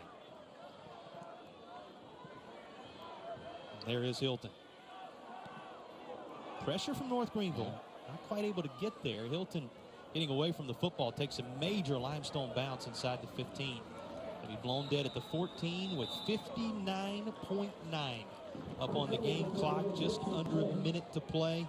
And here comes Will Hunter and the 2-minute offense for North Greenville. Yeah, we'll see how they decide to play this one. Take a couple of shots maybe, and defensively how Limestone plays it as well. And you never know when you punt the football, it's the oblong ball, where it hits, where it's going to go. And it kicked in the Saints' favor and down to the 14-yard line. So I think the Saints have come in here, and from their standpoint, they've been playing from behind so long all year. Lost at East Tennessee State out of the Southern Conference, 31-10. Then they won the overtime game with Benedictine. And talking about Smith, they had to convert 3rd and 30 on that last drive, and they did with a 42-yard catch to even have a chance to win that game against Benedict. Under a minute to work with for North Greenville. There's the first of a number of passes that will be needed near the sidelines in this 2-minute offense. It's caught by Mason Sanders. Move the chains for North Greenville up near the 30. Mason Sanders, all kind of size, runs solid routes, and it's a beautiful picture of what Sanders can do. Don't be surprised if he's targeted once or twice more on this drive. All kind of time provided by that North Greenville offensive line, and it's just going to be thrown away with 46 seconds left. Second down coming. Yeah, that's a good decision there. It wasn't there to begin with, and just kind of throw it out of bounds. And talking about Mason Sanders at 6'6", 230, a senior out of Boiling Springs, and what a job Rick Tate has done there. Played for the championship a year ago, and a year ago for Sanders, 600 yards receiving and 7 touchdowns. And he's an outstanding career in North Greenville. It's been a remarkable weapon in the arsenal of Jeff Farrington. See what he rolls up. Draws up and designs. More Sanders. A nice tiptoe of the sidelines over there to make the play. Gets a foot in and moves the chains for North Greenville.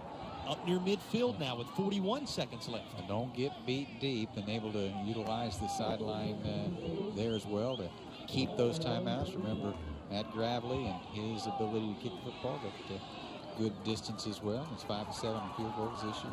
Strong leg for Gravely. Hit from 19 and 30 last week for North Greenville. And laying out, trying to make the catch as Bryan is just out of his hands. Talk about Gravely, though, Tom. Hit a 52-yarder at Lenore Ryan, which Jeff Farrington said really could have been good from about 58. We said, well, how far will you try him? He said, I think we could go for anything inside of 60 when it comes to Matt Gravely. A lot of confidence for a young college kicker. Yeah, that's it. It's in the family with his brother Justin as well, who hit a game-winning field goal as well, I believe, here at North Greenville. Wouldn't mind to add further to the Gravely lore here on the North Greenville campus in Tigerville. 37 seconds to get him in position to try it. Cut into Limestone's 6-point lead. It's too tall, and a flag coming in from all the way on the near side, with the play developing anywhere but on the near sideline. This is going to be against Limestone. See Coach Fury there. I mean, you're right. That call came from 53 1/3 yards away. That's how wide the field is, right? Well, and you know what Coach Fury's saying. I mean, it could have been. I'm not saying it wasn't, but it just came a long way. It's going to be defensive holding. 10-yard penalty results in an automatic first down. Well, and you know how coaches work. Coach Fury comes out and says, hey, guys, wait a minute. 3 of you guys standing right here, nobody saw anything. That came from the other side, but it's to North Greenville's benefit. Crusaders thankful another pair of eyes out there, and the holding will put the Crusaders on the Limestone side of the 50. 31 seconds still left, just over a half minute. 2 timeouts still in the back pocket of Jeff Farrington and company. And with a pro-style quarterback like Will Hunter, all kind of options are available. This is incomplete. That's the ruling. After Deontay Bryan appeared for a moment to have it, but then hit the turf. Ball came loose, and with 24 seconds to play, it'll be second down. Yeah, I think it's just one of those cases where instead of just watching it all the way in, tried to run for it, caught it. The ball just popped out of there. Open 3 came up. Make sure it didn't go any farther. Second down, 47 yards separating North Greenville from pay dirt. As well as Limestone's play, Tom, North Greenville puts it in the end zone here late in the half, hits the extra point. Crusaders can find themselves ahead at the break. So critical drive in the big picture here. And helping that big picture for North Greenville, Robbie Brown with a catch over the middle.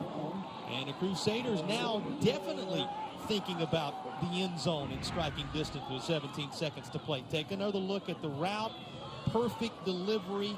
And Robbie Brown is making them believe here on the home side as North Greenville kills the clock, spiking the football. Yeah, you talk about Brian a moment ago. I mean, good decision. You got 2 timeouts left. You can throw the ball over the middle. You don't have to keep working the sideline.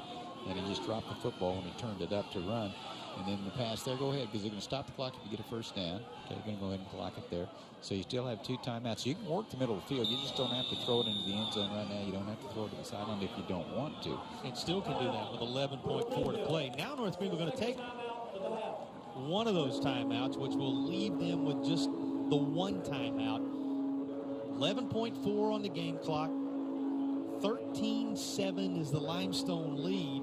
And the Crusaders gather up to talk about exactly how they want to attack this final 21 yards between where they are in the end zone. Are we going to find out how many plays you can run? 11.4 seconds here? Well, I'll let you do the math on it if you want to take a guess. We'll just wait and see what they're able to accomplish. It's certainly having the 1 timeout versus the 2 timeouts now a little bit different. North Greenville wanting to make sure they get the right play in right here, but you can stop it just once to kick it now if you complete something. There you go. You want to make sure you at least have an opportunity to get out of here with 3. So, you know, I think you can throw one underneath it if you want to, and use that timeout. You can throw 2 times deep, depending on what you got. Sanders at 6'6" out there. I mean, you know, good receivers, Brown and Bryant. You know, a good defensive unit for Limestone against this. This is what you love about college football. We sit here and we speculate, and they'll probably do something completely different than what we think they might do right here. Now we get to find out. Limestone's 13-7 lead on the line. As North Greenville takes his final 11 seconds of the first half for a spin. Crusaders having talked about it. Hunter steps out of a potential sack. That would have been the one thing North Greenville could not afford. Absolutely. And this may be. Here's a penalty flag, and it's going to be holding against the Crusaders. That'll back them up, make it a tougher field goal on Gravely now. Yeah, the 2 things we didn't talk about was you can't have a hold, and you can't take a sack there. So the hold will back the Crusaders up beyond the 30. Holding, offense, number 64. 10-yard penalty, replay, second down. So instead of looking at about a 39-yard field goal, now you're looking at a field goal that, given 7 yards or so for the snap, is going to be upwards of closer to a 50-yard try for Gravely. So his world just changed in an instant with that penalty flag. With 6 seconds remaining on the clock, North Greenville going to go ahead and send him out. Good news for Gravely, he's right in the center of the field. Well, the other part you need to understand to a certain extent, when you get to about that far, you start extending the kick, your trajectory could be a little bit lower, so we'll see how it plays out. Gravely hit from 19 and 30 a week ago. He hit from 52 earlier in the year. This is going to be a 47-yard try. He has the leg. Can he get it there? Just wide to the right side. Gravely's field goal try, no good. And Limestone's lead holds steady at 13-7. So first half for North Greenville marked by a couple of turnovers and a missed field goal. And Limestone taking advantage of every opportunity out in front of them in position. Take a knee and take the lead to the locker room. It goes back to what both coaches we were talking to this week. We're talking about penalties, and some hurt, some don't. That one was a big one on the holding penalty. One take one shot in the end zone there, and turned out the holding penalty pushed back and pushed the ball just a bit to the right. The last 2 weeks, the Limestone Saints have been forced to come from behind.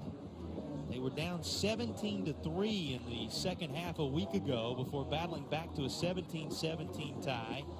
Then down 24-17 with 5 minutes left. Corbin shaken up on a 3rd and 11 sack. Somehow the defense got them the ball back. They went 80 yards a Bain run, set up a pass to Fleming, and then eventually the score that tied it from Patton. So this is a team used to coming from behind in scenarios like that, not going to be forced to tonight. They travel the short distance to Tigerville and carry a 13-7 lead into the locker room.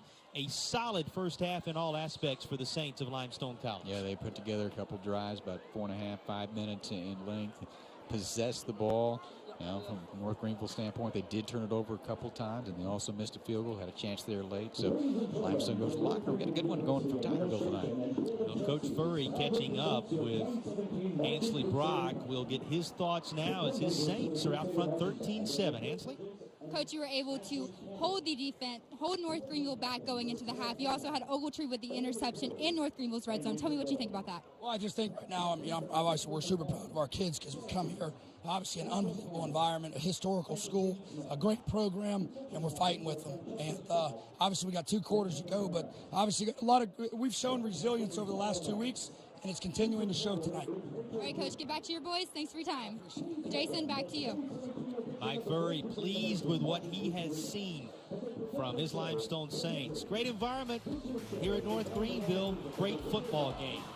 13-7 the lead at the half. Back with halftime coverage on the other side of the break. The Limestone Saints up 13-7.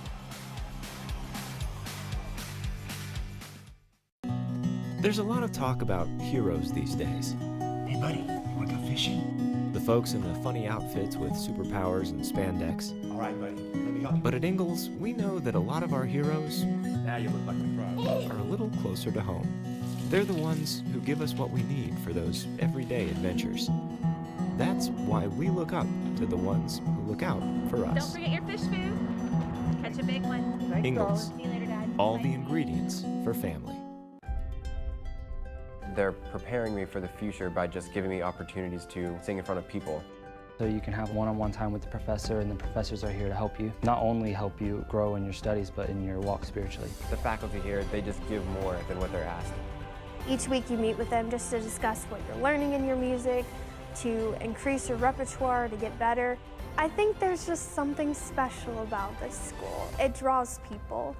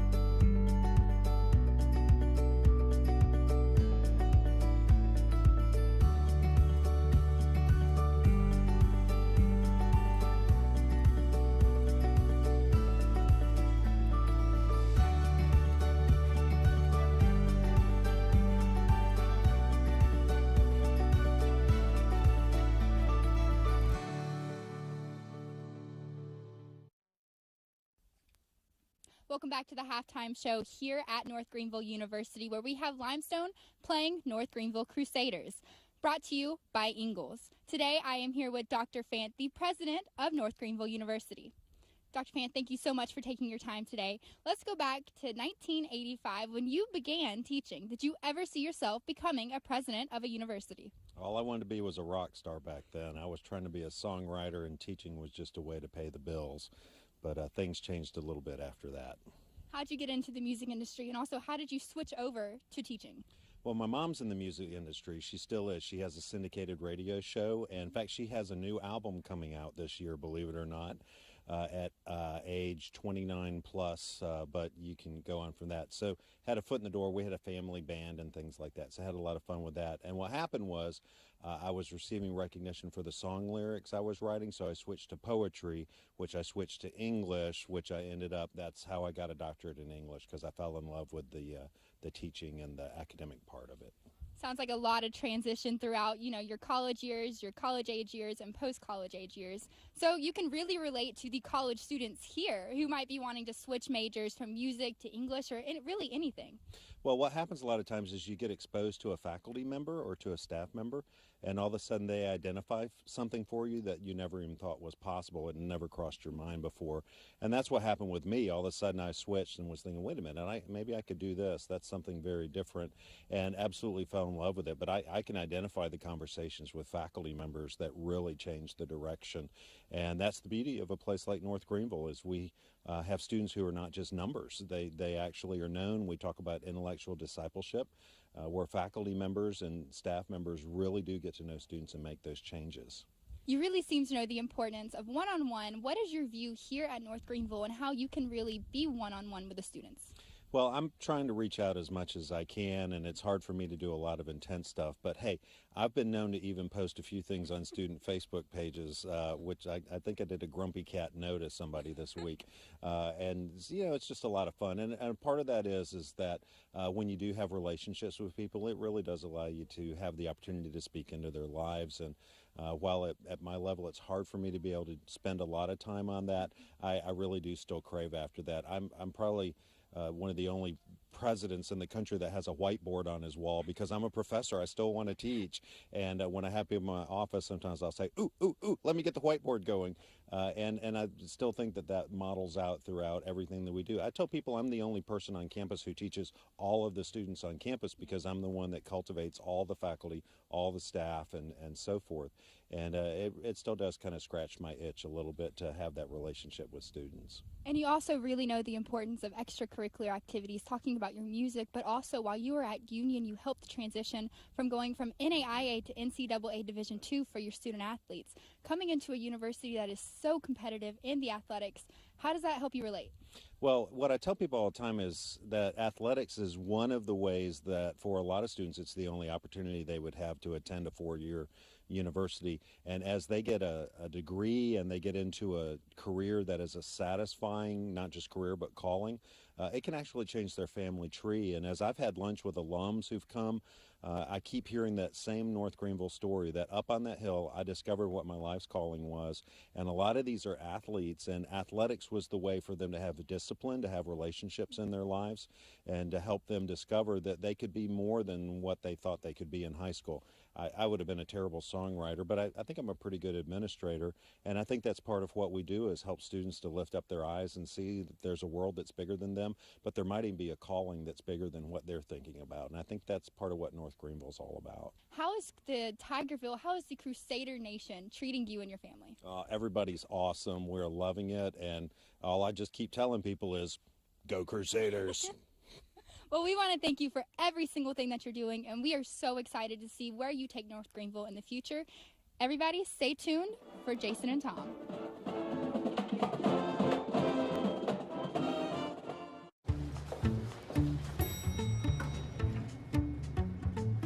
Good ideas catch on fast. Good clean food, even faster.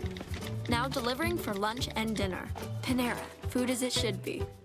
Tired of getting nowhere with nothing to show for it? You know, there's a whole other world out there just waiting for you, and Limestone College can lead you there. In less than 2 years, you can earn your MBA degree online from Limestone College. It's easy and affordable. Just one online course every 8 weeks, all taught by professors who hold a PhD and on-the-job experience. And you can even take classes day or night. Get back in the game. Visit mba.limestone.edu for more information.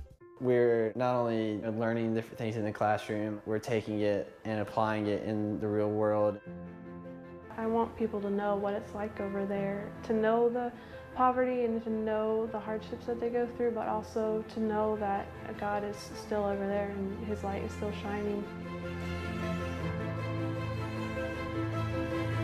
God can use any gifts on the mission field.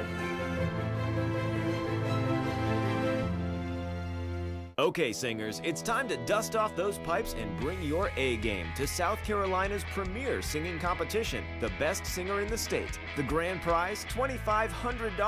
Auditions are Sunday, October 15th at Furman University in Greenville. Compete in the soloist, duet, or choir division. Register online at bestsingerinthestate.com or call 864-325-7374.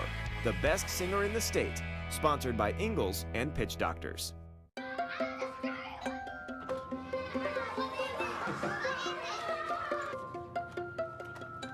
wherever, whoever you are. We'll deliver lunch or dinner right to you. Panera, food as it should be. Welcome back to the halftime show. Have a chance to catch up with Micah Sepko, the Associate Athletic Director here at North Greenville University. And Micah, your tenure here goes back a long ways, and you've done a little bit of everything. Share with folks what all your hands are involved in these days. Well, these days, Jason, I am the Associate Athletic Director, which is in charge of operations, sports information, and then I have that little other piece out there called the Director of Crusader Club, which is all of the development and fundraising for athletics. So a busy slate there for sure. Let's talk about the specifics of athletics right now. This fine facility is a stellar representation of the university, and it's high times around here. You look at the deep playoff run in D2 on the football side a year ago, but that's just the tip of the iceberg with everything that's happening in sports. Yeah, I mean, football is just one of 3 or 4 of them have done really well lately. I mean, softball won the conference last year, baseball a couple years before, basketball a couple years before, baseball made a deep run again, and but football, yeah, has been in the last 5 years we've done well as an independent, which is tough, as you well know. Next year's going to really be the key, though, when we go in that Gulf South Conference to see where we stand up with the big boys. Share with the fans just how much that changes now, going from being an independent all these years to now working your way into conference football.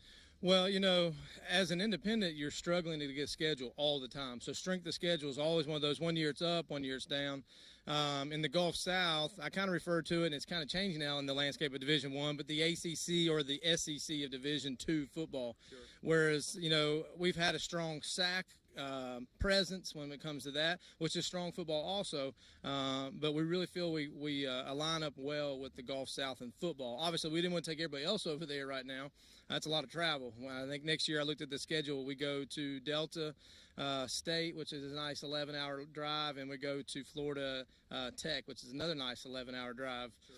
So, yeah, it's going to be a little more travel on our part, but it's going to be good for us. When you make a jump like you're making, it takes all hands on deck, and that's where the Crusader Club comes in. You're asking the fans to also raise their level of support for this program. Oh, yeah, we need every dollar that someone can give us. I mean, if someone can give us $10, it makes a difference. We have a lot of different levels, but, yes, the Crusader Club is an integral part of all the things that you see here. We use some of the money for scholarships. We use some of the money for facilities. We use some of the money for staff. I mean, it goes across the board, so we can't do it without support from our alumni, from our parents, from our students. We have student memberships, everything. So we certainly appreciate you hosting us. Always a privilege to be here and all you do. Thanks so much, Micah. No, we appreciate it. That's Micah Sepko. He represents the athletic department here at North Greenville University. Stay with us. We'll have more of the halftime show on the other side of the break.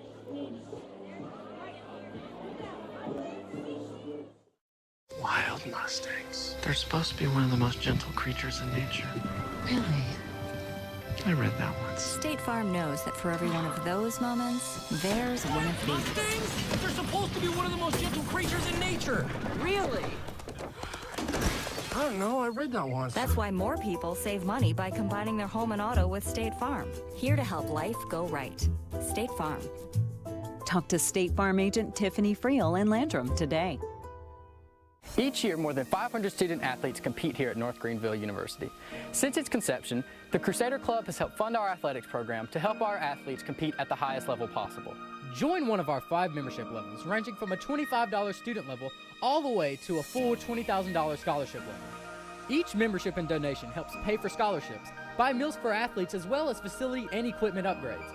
Join today and support our athletes by going to nguathletics.com/Crusader Club.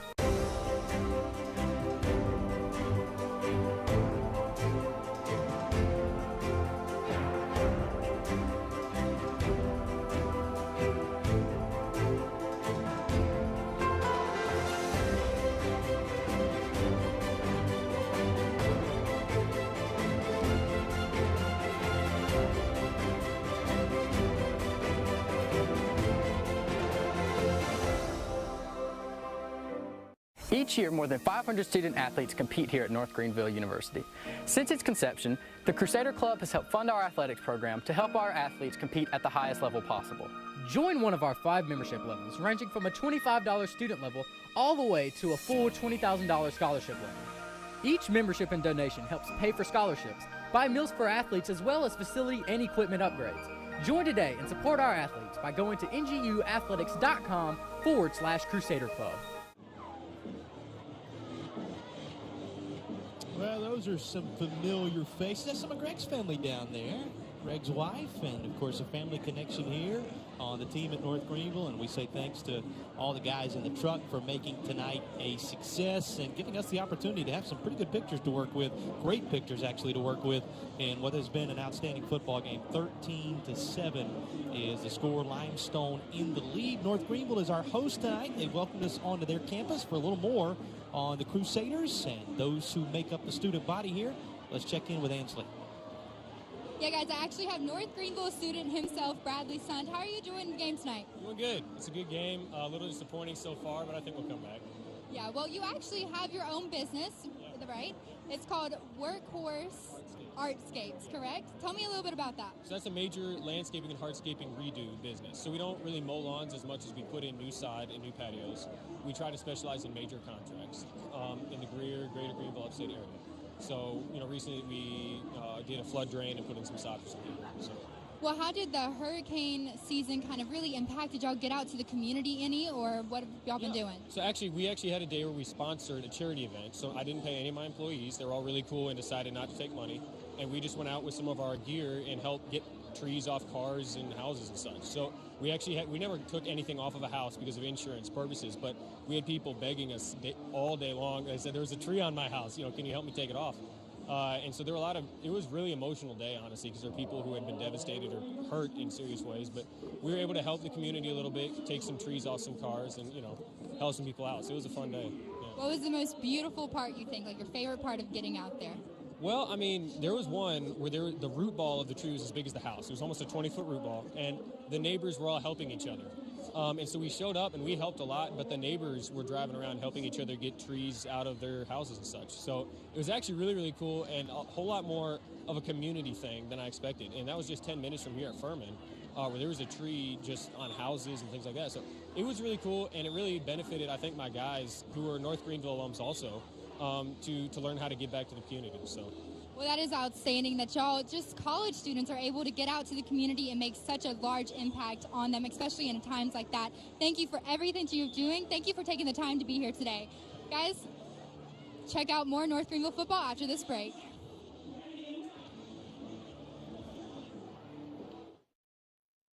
Is this my car? State Farm knows that for every one of those moments, This is ridiculous! there's one of these. Is this my car?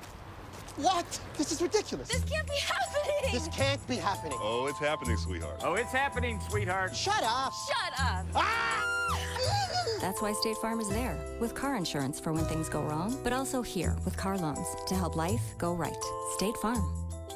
Talk to State Farm agent Tiffany Friel in Landrum today.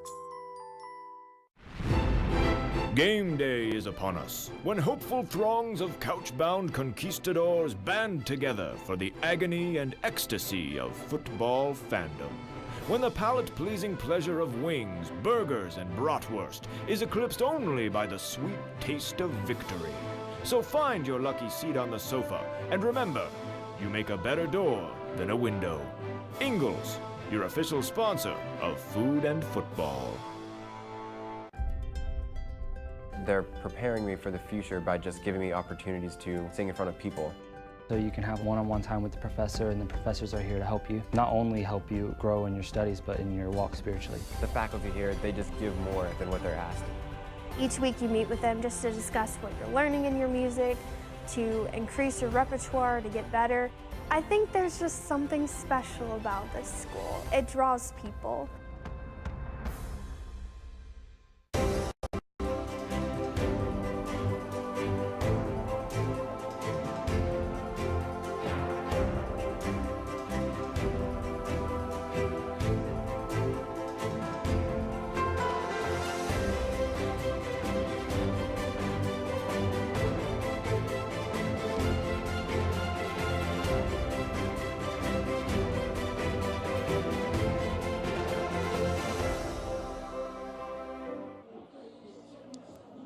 Well-played competitive game between the Limestone Saints and North Greenville Crusaders. Pair of 2-1 teams at the Division II level duking it out tonight from Tigerville. We talk about the even nature of this game. 242 yards of total offense for Limestone, 239 yards of total offense for North Greenville. You cannot get much closer than that, and you cannot get better than what we've seen in the red zone. That's Ivan Corbin Jr. with an early touchdown.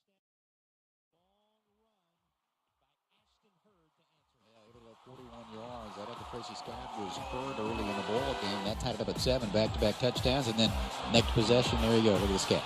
Outstanding catch by Smith. He reels this in. Watch the juggling act for the touchdown.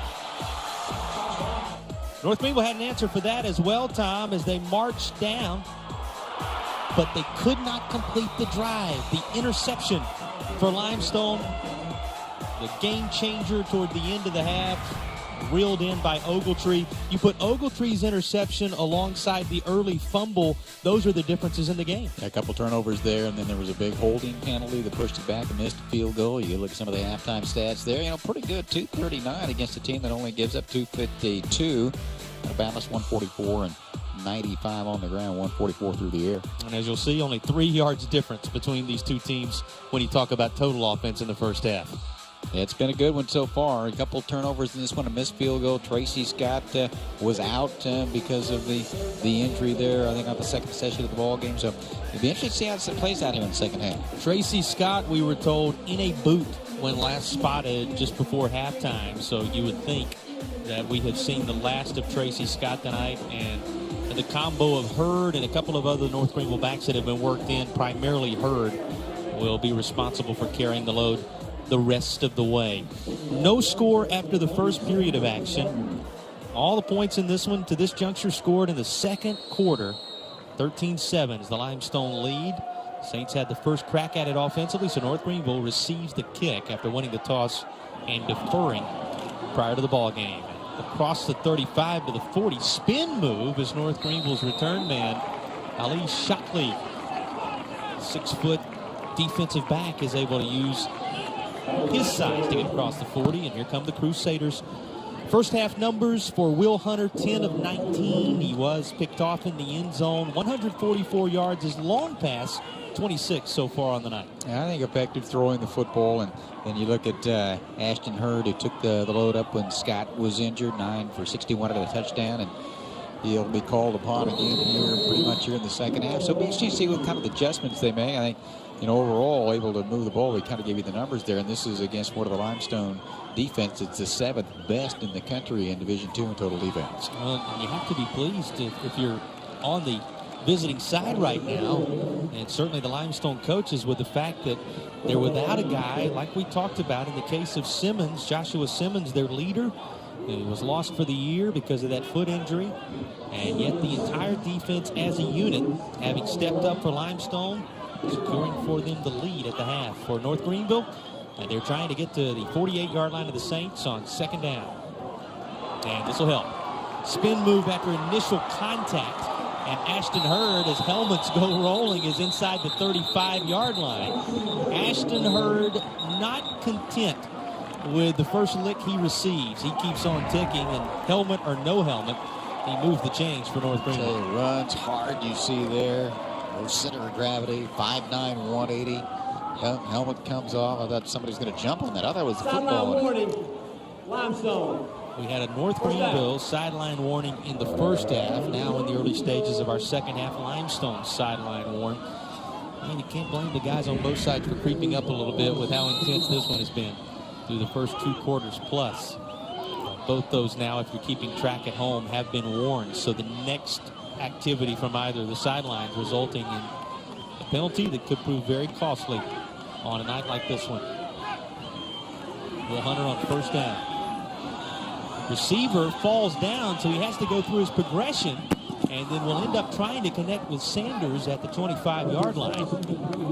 But it's off his fingertips, incomplete. You saw that play at least look like it was designed to go the other way. But losing his footing, Robbie Brown was not available. And Will Hunter had to make a quick adjustment. Yeah, he did, and as you said, he went through his progressions there, found Sanders, but just couldn't come up with the reception there. I also thought, you always talk about it, coaches talk about it, broadcasters as well, at first possession in the third quarter. I think for North Greenville, this is a big one. Given driving down, looked like they might have a chance to take the lead at halftime. The holding penalty, missed the field goal. Now they get a chance to start third quarter. Left side, a little tackle, and able to run it for positive yardage. North Greenville's Lateef Hughes Jr., the 5'8", 190-pound running back, getting a look. And now after one play, He'll come off. 3rd down and 6 coming for North Greenville. Early 3rd down. It's going to have some say about the complexion of this game, which right now is a 1-score contest. And we saw North Greenville on that final drive before the half, although they missed the field goal. They converted on 3 consecutive 3rd downs to provide themselves with an opportunity to get on the board. Pass out. Has his footing this time is Brown, and he's inside the 30. So 4th down and 2 for North Greenville from inside Limestone's 30-yard line. Crusaders going to send Gravely back out there. He was making them from over 50 yards during the intermission, but again, he missed the field goal at the end of the first half from distance that was just a little bit longer than this. This is going to be a 44-yard try from the right hash this time for Gravely. He just hit a 50-plus yarder already on the year against Lenore Ryan. And his kick this time is good. Well, North Greenville pulling a little closer. They cut the 6-point Limestone lead in half. 12:26 to go, 3rd period. 13-10 from Tigerville.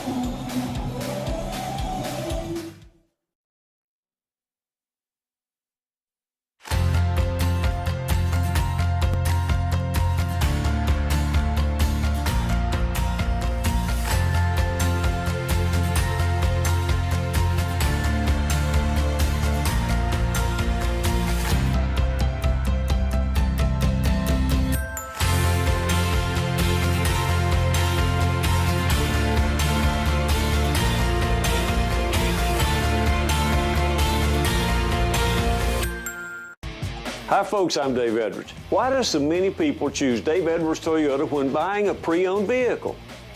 One reason is we offer hundreds of choices and we offer hundreds of price options. And there's also the fact that we have a beautiful state-of-the-art facility. But really, I think the way we do business is what attracts most people. At Dave Edwards Toyota, we put the customer first, and our customers know it. It's just that simple. We're Dave Edwards Toyota, Reedville Road, right here in Spartanburg. Starting something new. It's a little scary, but exciting. Let's see what we have here. At Ingalls, we know that getting ready for that step into the unknown is easier when you have the love and support of a caring family. You know, you can't start a new job without having my special good luck breakfast. And a good breakfast to get you going. Your special good luck breakfast? Yeah. So here's to that first step, that first day, and the ones who help you get there. Ingalls, all the ingredients for family. Game night dinner doesn't have to be stressful. Stop by the Ingalls Deli. It's dinner and a snap, then off to the game. Ingalls, low prices, love the savings.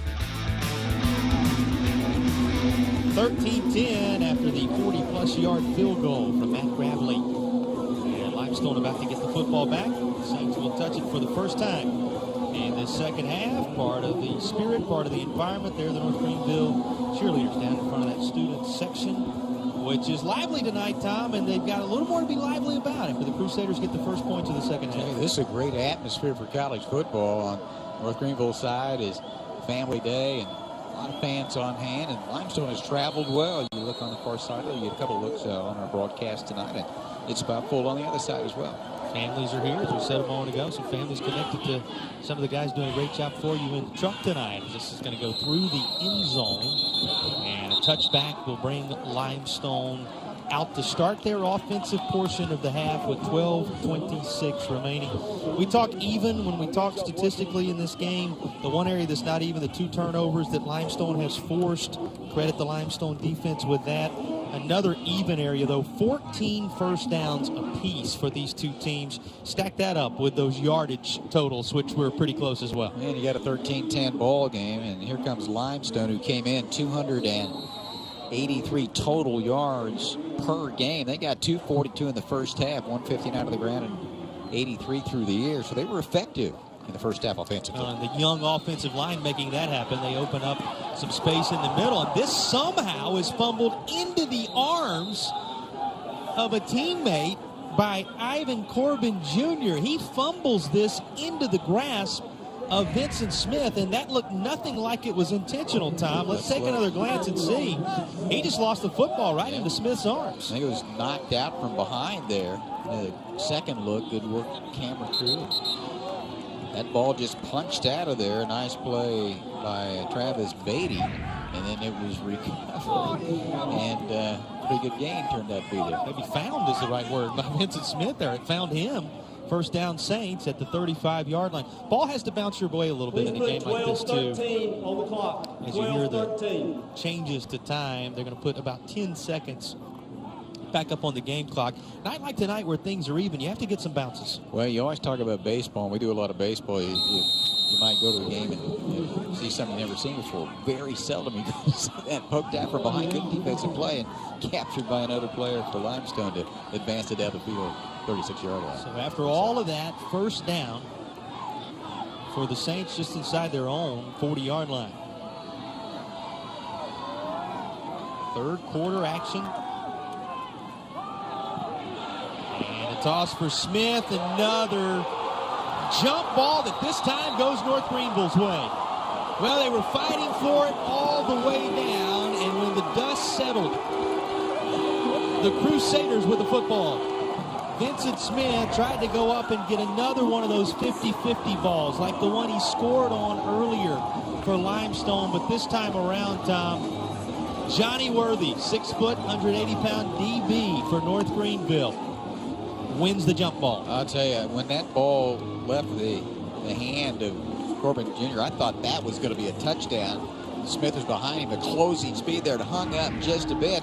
And we saw the catch early in the game, as you mentioned, the juggling catch for a touchdown. But boy, what an outstanding play by Worthy to rip it out of there and come away with an INT.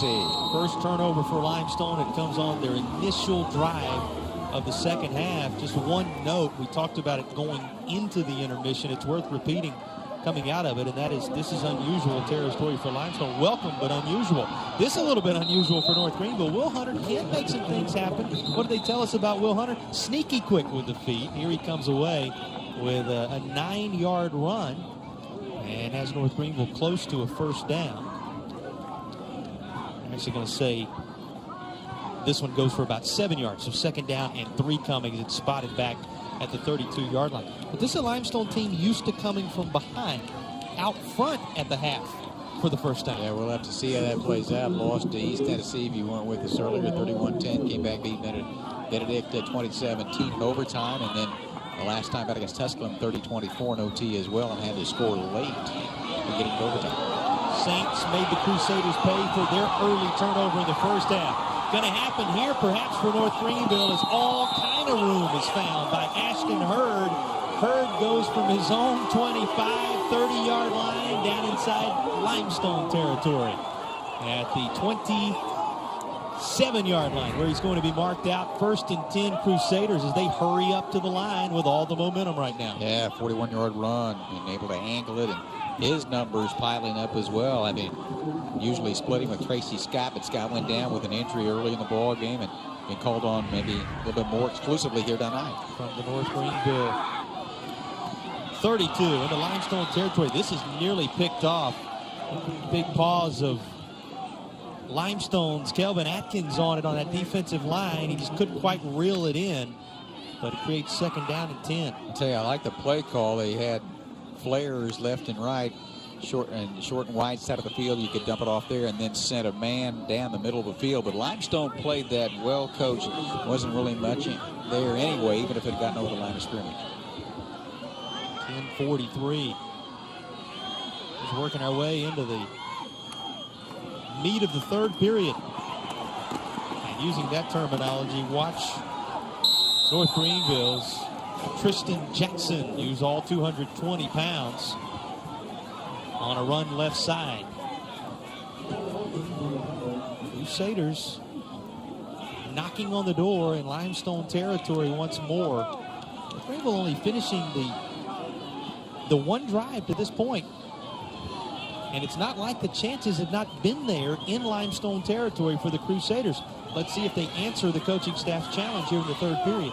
We were talking about Kristen Jackson a moment ago. Came in 4 carries, 8 yards. Hadn't got play very much, but with that injury to Scott, has gotten into the ball game a couple times tonight.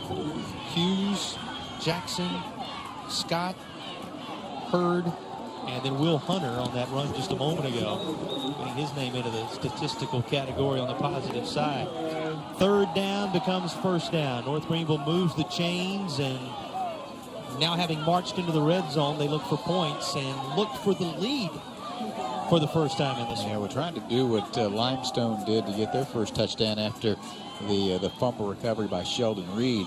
Able to drive 12 plays and 69 yards in about 5 minutes, and trying to return that favor here, so to speak. Well, and I should say look for the lead in an extended manner for the first time. They did have that 7-6 lead, that slim lead, because of the Limestone missed extra points when both teams traded touchdowns in the early part of the second quarter, back when you were talking about, Tom. And a number of white jerseys there to swarm around the football, and they'll swallow up Ashton Hurd. It was Limestone turnover forced, a fumble by North Greenville that, as you said, Saints marched down. They missed the extra point.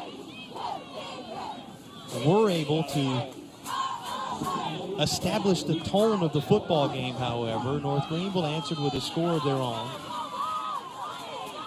Offense has been at a premium in this one.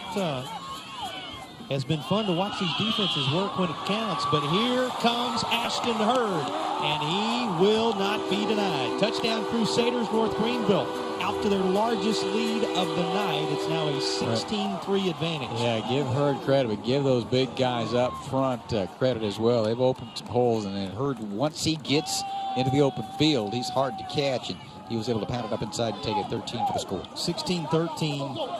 Now poised to perhaps become 17-13, and that takes it away from a field goal game. So an important extra point for Gradley.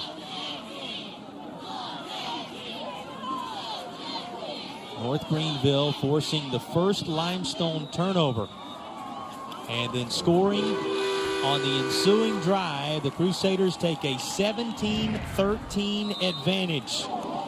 Here's another look at the latest of the long runs by Ashton Hurd. He goes 13, finds the end zone.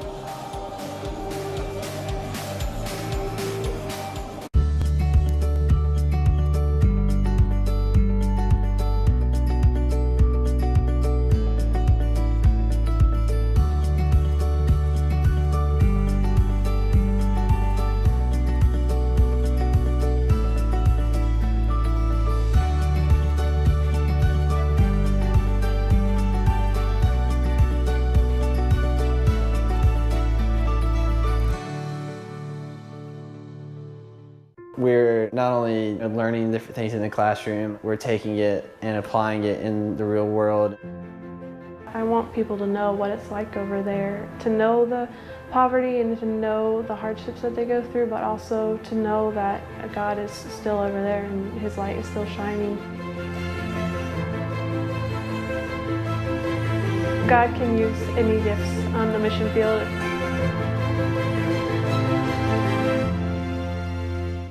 So much of life these days is rushing around from one place to another. Sometimes you just want to enjoy the journey on the way to the destination. And part of what makes it a little more enjoyable is an appreciation for the folks who help you get there. At Ingalls, we know that the people who send you on your way are the same ones who keep you coming back. I think you should take it for a spin. Are you serious? Ingalls, all the ingredients for family. Well, tonight from North Greenville University, they are celebrating the touchdown run by Ashton Hurd. Now 17-13 North Greenville. 17-13 is the score. And that takes us into our food for thought. North Greenville University hosting us here tonight, Tom. Forbes has listed North Greenville among the top 600 colleges and universities. Top 10% in the United States. NGU consistently ranked as one of the top colleges or universities in the South by U.S. News and World Report. Easy to see why, as we've been on this campus throughout the day today. That is our Ingalls Food for Thought for North Greenville. We'll have some food for thought related to Limestone here in just a bit. And we thank the folks at Ingalls for providing both. Ingalls, low prices, love the savings, and they love here at home at Yount Stadium what they just saw from Ashton Hurd. North Greenville now to kick it away.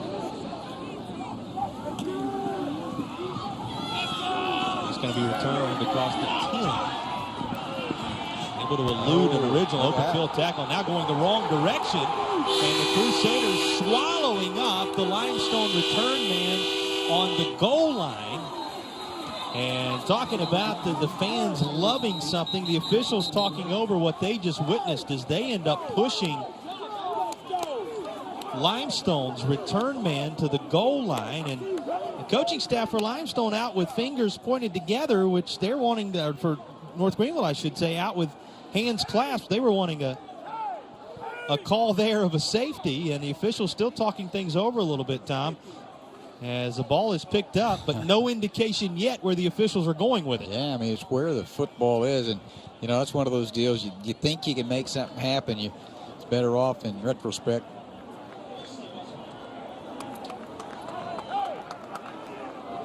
So they called a holding penalty against Limestone. We'll get a chance to look at it here. And the ball is... During the return, here comes the explanation. Receiving team, half the distance to the goal, first down. So the holding, a little bit peripheral to the big question in everybody's mind, and that is, where's the football going to be placed here? That's the one that both coaches are really concerned with at the moment. That penalty, half the distance to the goal, is going to put it on the 1 or 2 inch line. Yeah. Limestone will work the offense from their own end zone.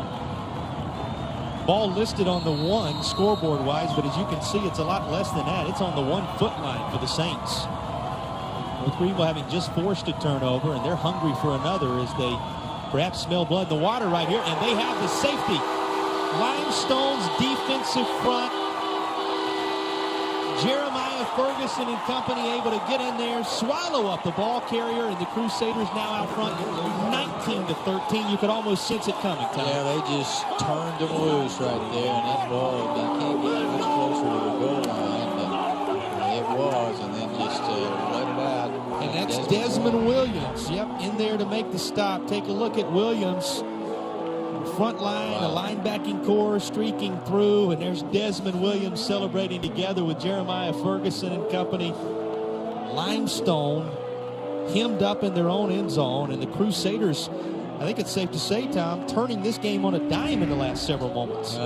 3 scores to begin the second half with the field goal, and then you get the touchdown run by Ashton Hurd, and then the kickoff return tried to make something happen. You got a holding penalty as well, the 1 inch slide, and then coming off the edge there, and you know that was just an outstanding individual play. They were just trying to jam it out of there, and you know you give it to an outstanding running back and just can't do it. Just a better play by Williams that time as he makes the tackle in the end zone. 12 unanswered for North Greenville out of the locker room, and at the 8:21 mark of the third period, Limestone, we talked about them having the lead, being out front, early third quarter. How would they handle it? This may be a little familiar territory.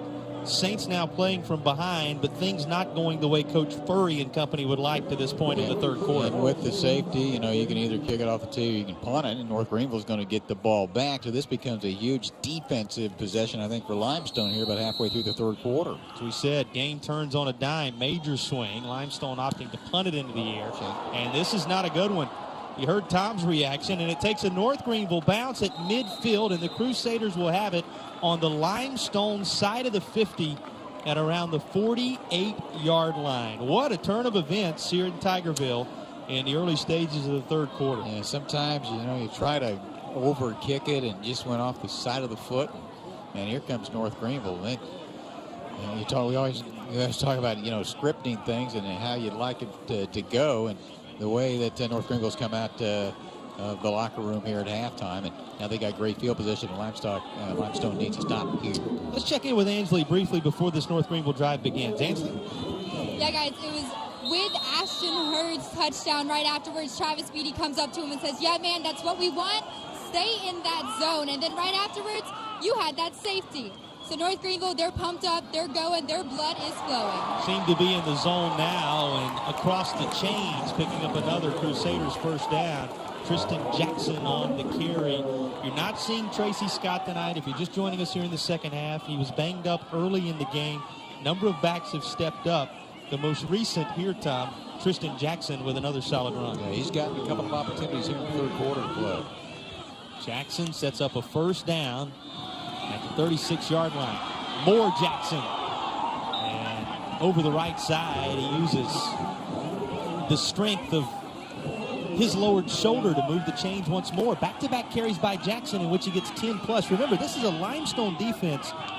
No runs allowed over 15 yards by this defense last week. That's a pretty remarkable stat. Not a single run over 15 yards. Put that in perspective with what we've seen on the last two plays from Kristen Jackson. Yeah, they've been able to play exceptionally well on defense this year. We talked about 7th best in Division II, allowed only 252, but did allow 239 of the first half. First down play. Beautiful route and the pass on target, throwing to a spot. Will Hunter connects, and there's a look at that North Greenville sideline, and nobody a bigger cheerleader over there right now than Tracy Scott. Well, you never know when your number's going to get called, and Jackson getting an opportunity tonight. Hurd, of course, having a big one. Tracy Scott, who's had a phenomenal start to his career, 1,000+ one a year ago, and off to an outstanding start this season. Got hurt early on to the second possession of the game. Ball on the ground. Turnovers have, as they usually are in contests like this, the motivating factor, the ebb and flow of this one, but North Greenville able to cover up the loose football. And with 6:47 and ticking remaining, they'll face a third down behind the sticks, 3rd and 11. Well, that's a big third down play for Limestone. I mean, even more so than it is for North Greenville, as we dipped under about 6.5 minutes here to go in the third quarter. Limestone needs to kind of just hang in there. I mean, you still got a good ball game going.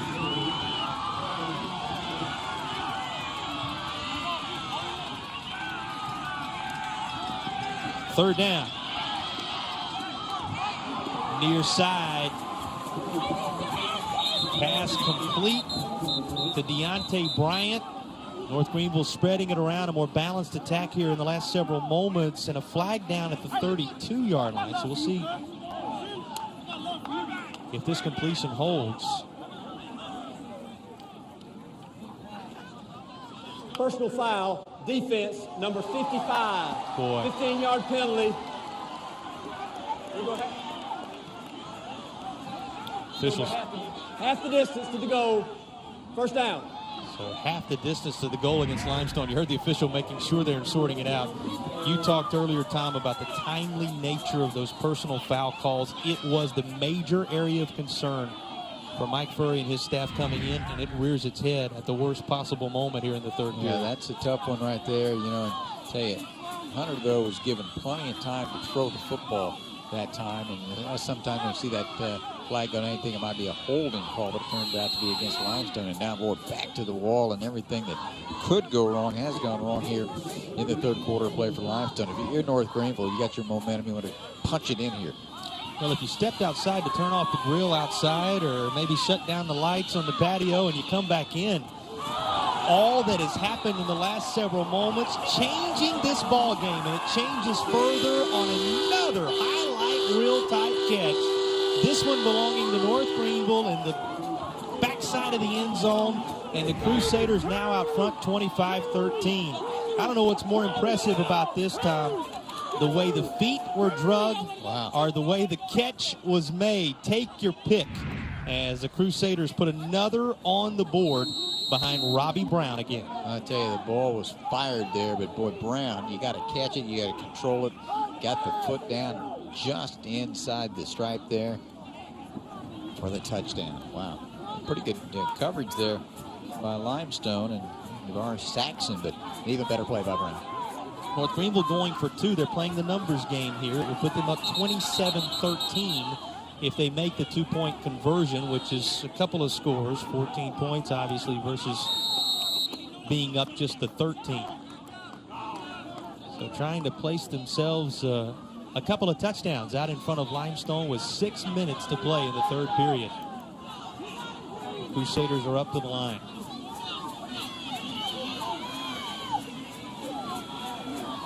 Will Hunter, how much confidence does number 10 Black have right now? Got a man wide open.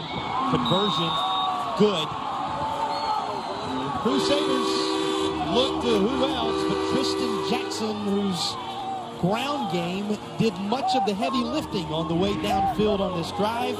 He's able to cap it with a 2-point conversion, and it is 27-13 North Greenville by 2 scores, and that was the catch that put the touchdown on the board. Here's the wide open route that extended the lead.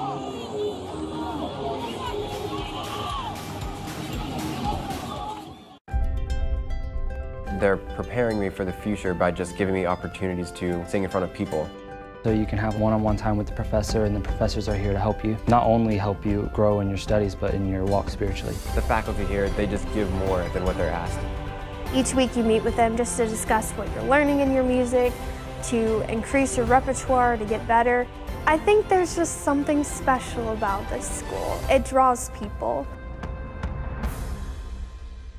Each year, more than 500 student athletes compete here at North Greenville University. Since its conception, the Crusader Club has helped fund our athletics program to help our athletes compete at the highest level possible.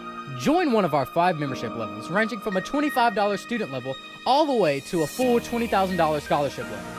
Each membership and donation helps pay for scholarships, buy meals for athletes, as well as facility and equipment upgrades. Join today and support our athletes by going to nguathletics.com/Crusader Club.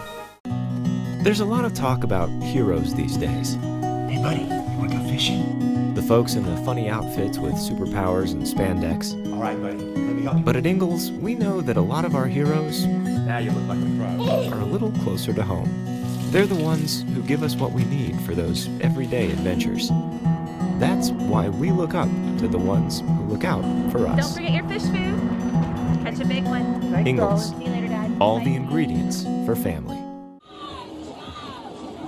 6 plays, 47 yards, 2 minutes, 21 seconds, and quite a couple of catches on the ending of that drive for North Greenville. 27-13, the Crusaders lead, and that's a well-deserved drink of water for a pretty sizable drink of water in his own right in Kristen Jackson.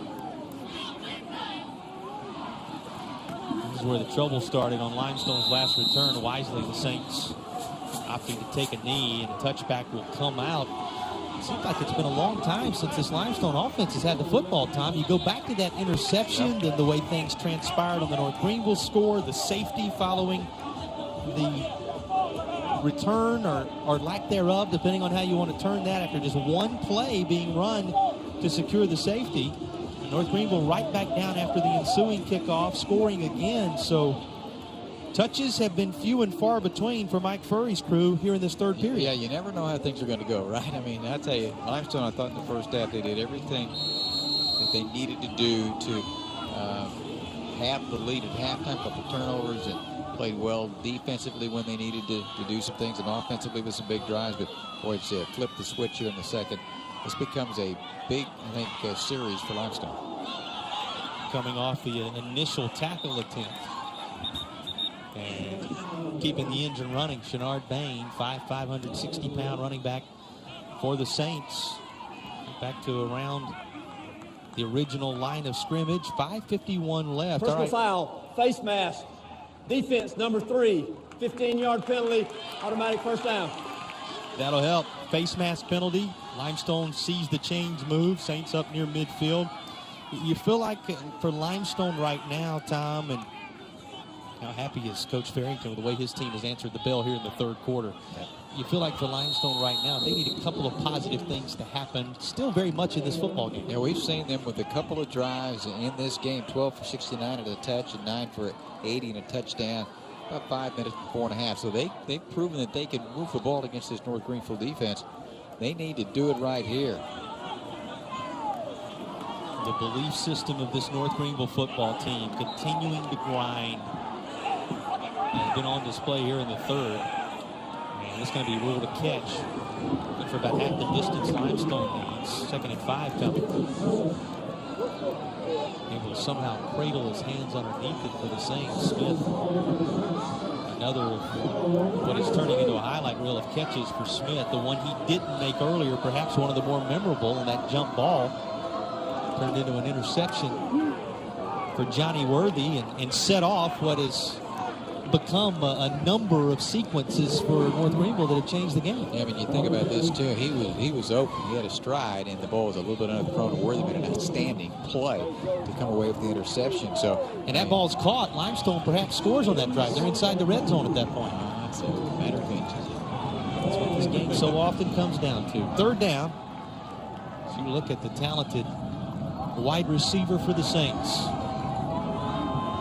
Smith, such a nice job extending the field. They don't need him to do that here on third down. Saints just need a couple yards. He'll do it anyway. Smith loose, and he cannot hang on. Just off the fingertips of Vincent Smith. Enough disruption, perhaps, by Travis Beatty for North Greenville. And that could have been 6 more for the Saints. Yeah, the press coverage with the aforementioned Worthy, that's been an outstanding matchup. Then you had help coming over the top from Beatty. Just a little bit overthrown there. Flag is down at the 46-yard line. Here's the call. Official not quite ready yet. They're still talking amongst themselves, and now we'll get the call. Ineligible receiver downfield on the offense. Penalties declined. 4th down. So you heard that. 4th down and 2. It's a long 2. Crossing the 48-yard line. That's what Limestone's looking at. They rolled the dice on 4th down 2 times already, and I believe they're perfect in those 2 tries so far, Tom. So here's a 3rd effort from the 49, right on the midfield stripe almost for Limestone. And again, they need 2 yards to move the chains. You get across the 48 to feel safe. All kind of activity inside, and the give is to Patton. And Jacoya Patton is going to have the first down. So move the chains, make it 3 for 3. Limestone perfect on 4th down tonight. I mean, you like the wrinkle there with the jet sweep. You've got to be able to play that. You have to shift around a little bit and then go back up inside. And the big guys got it blocked, and second effort got the first down. Converted again, 3rd time tonight. And really, this drive results in points. Just the extension of this drive by converting that 4th down key with the way momentum has gone of late. Having to completely turn his body and then unable to make the catch on the far sideline. Jamil Hornsby spinning around, and there was some real estate out there for Hornsby if that ball's thrown in his breadbasket. Yeah, he was open. 6'5", 215, good-looking redshirt senior. Got one pass coming in for 18 yards, and that one was a touchdown. Just missed him there. He was behind the secondary, and let one get away there. And Corbin Jr. has thrown a couple of solid deep balls tonight. He's had maybe 2 chances on this drive to find the end zone, but Limestone still kicking. And this underthrown going to be incomplete. Official right on top of it says it hit the turf. 3rd down and 10. You talked about a critical 3rd down for Limestone on the other side of the field just a few moments ago.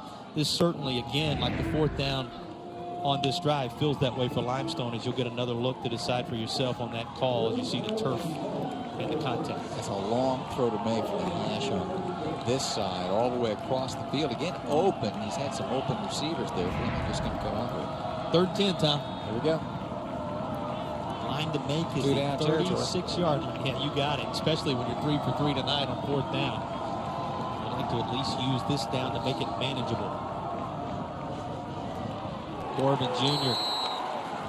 hit immediately, dropped quickly, and for North Greenville in there on the stop is Devin Turman. You know, that's a nice play. We saw that play earlier in the first half, the toss sweep fake, and then up inside, and Turman there to shut it down. So nicely adjusted on that particular play. 4th down. Limestone again needs a 36. And this will put that perfect 3 for 3 4th down conversion mark to the test at the 3-minute mark.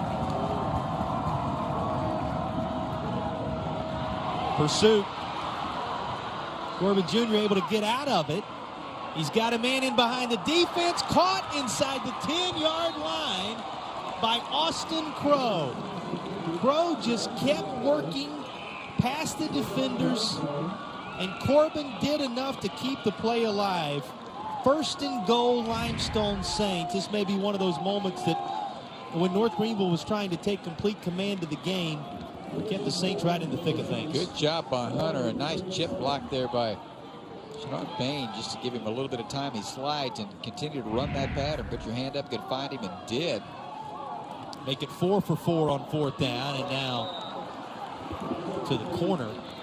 Pass incomplete, covered over there by Travis Beatty again, who made the nice play on the potential home run ball down the near side. That was intended for Smith earlier. 4 for 4 on 4th down, and they just converted to the Saints on a 4th and 10. That was the tough one. We had 4th and 1, 4th and 4, 4th and 2, 4th and 10. Fearless with the football in their hands. Limestone trying to cut this to a 1-score game. Makes that 2-point conversion for North Greenville a moment ago. All the more important with still a quarter plus remaining. Here's Corbin Jr. Bounces it back outside. Looks familiar. That's how the first points were put on the board tonight by Limestone. This time the helmet wasn't required by Ivan Corbin Jr. You get a good look at the sophomore quarterback after he wheels the Saints into the end zone, and it's now 27-19. What a run by Ivan Corbin Jr. And what a drive. I mean, after everything that had gone wrong with 20 points in about 9 minutes or so to begin things, and to come back, convert twice on 4th down, you're back in the ball game here, and got 2:24 to go in the third. Yeah, in the third, right? Third. It feels like we're coming down to the wire in this one. Overtime. What a game. Limestone Saints going nowhere. Extra point missed earlier tonight. Not going to be the case here. Kick is true. The Limestone Saints march the distance. Nick Smith adds the extra point. And here was the run by Ivan Corbin Jr. that capped it. It's now a 7-point game here in Tigerville.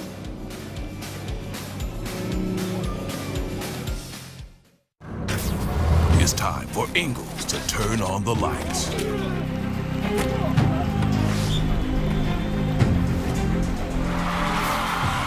Thursday Night Lights, presented by Ingles. It's time for Ingles to turn on the lights.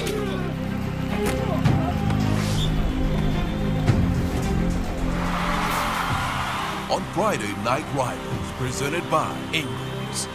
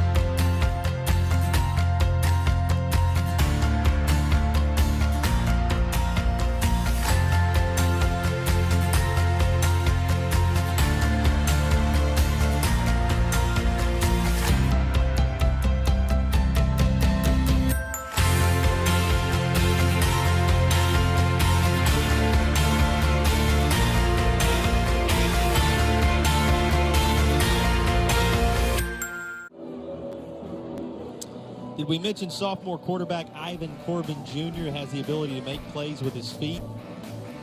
Corbin Jr.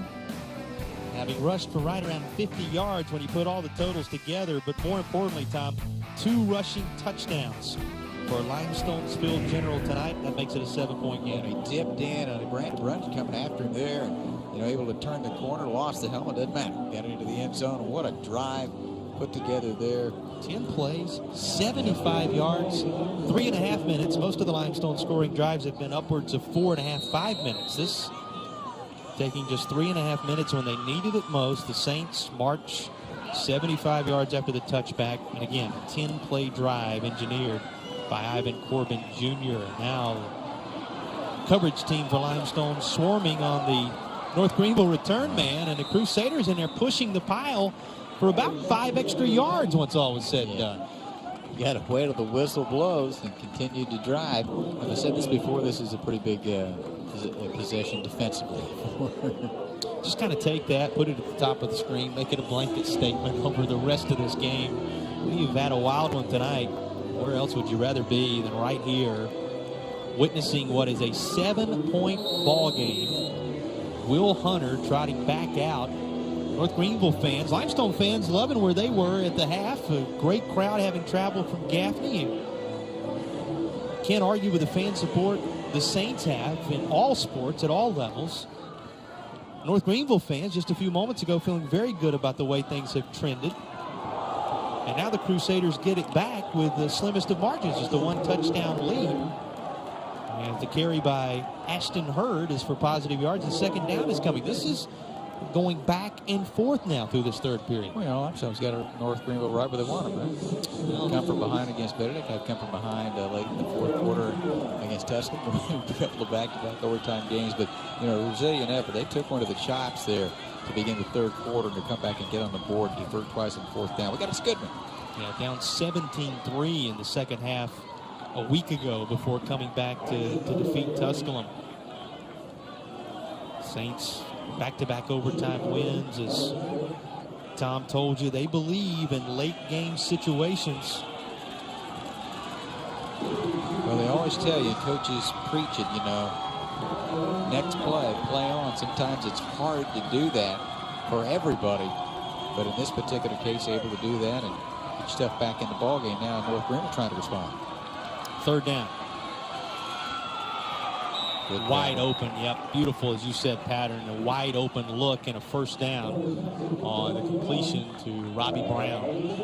Robbie Brown has quietly put together a very, very big night for North Greenville. 6 catches over 50 yards. The touchdown catch earlier, which will be his highlight moment probably, but right around 10 yards every time they toss the ball Robbie Brown's direction. Yeah, tonight. came in 14 for 244 and a touch against Tusculum, 8 for 153 and a 77-yard touchdown. And he did play last year, and nice to see him back in the fold this year. North Greenville across the 50. And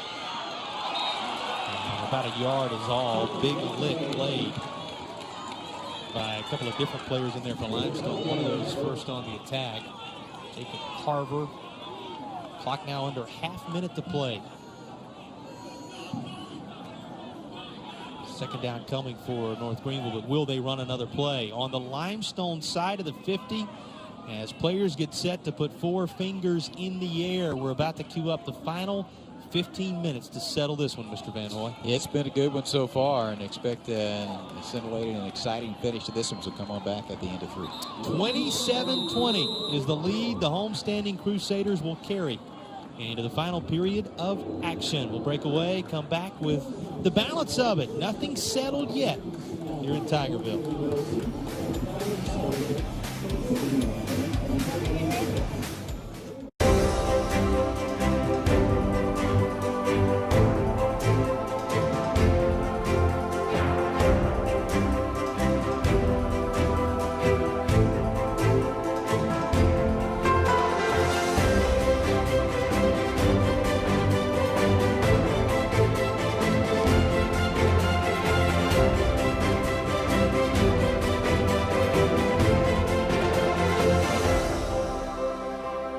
Okay, singers, it's time to dust off those pipes and bring your A game to South Carolina's premier singing competition, the Best Singer in the State. The grand prize, $2,500. Auditions are Sunday, October 15th at Furman University in Greenville. Compete in the soloist, duet, or choir division. Register online at bestsingerinthestate.com or call 864-325-7374. The Best Singer in the State, sponsored by Ingalls and Pitch Doctors. They're preparing me for the future by just giving me opportunities to sing in front of people. So you can have one-on-one time with the professor, and the professors are here to help you. Not only help you grow in your studies, but in your walk spiritually. The faculty here, they just give more than what they're asked. Each week you meet with them just to discuss what you're learning in your music, to increase your repertoire, to get better. I think there's just something special about this school. It draws people. Each year, more than 500 student athletes compete here at North Greenville University. Since its conception, the Crusader Club has helped fund our athletics program to help our athletes compete at the highest level possible.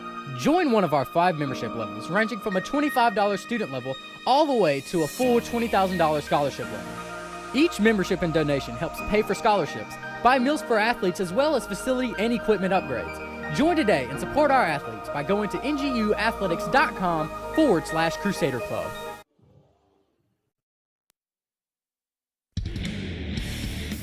Grab game night dinner at the Ingalls Deli. Rotisserie chicken, a salad, and a hot bar. Everything you need can be found at the Ingalls Deli. Ingalls, low prices, love the savings. Team switch sides for the fourth period. A third win on the year up for grabs between a couple of hot Division II programs.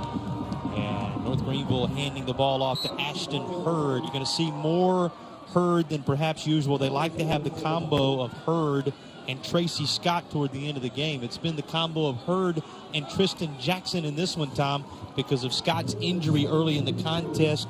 Hurd maybe not as fresh as they would like for him to be, but boy, has he been a big contributor tonight. Hurd with 148 yards rushing on 16 carries. He's averaging right around 10 yards per carry. Yeah, coming off 17 for 134 and a 31-yard run for a touchdown against Albany for his 778 last year and 1,000-plus 2 years ago. He can do it.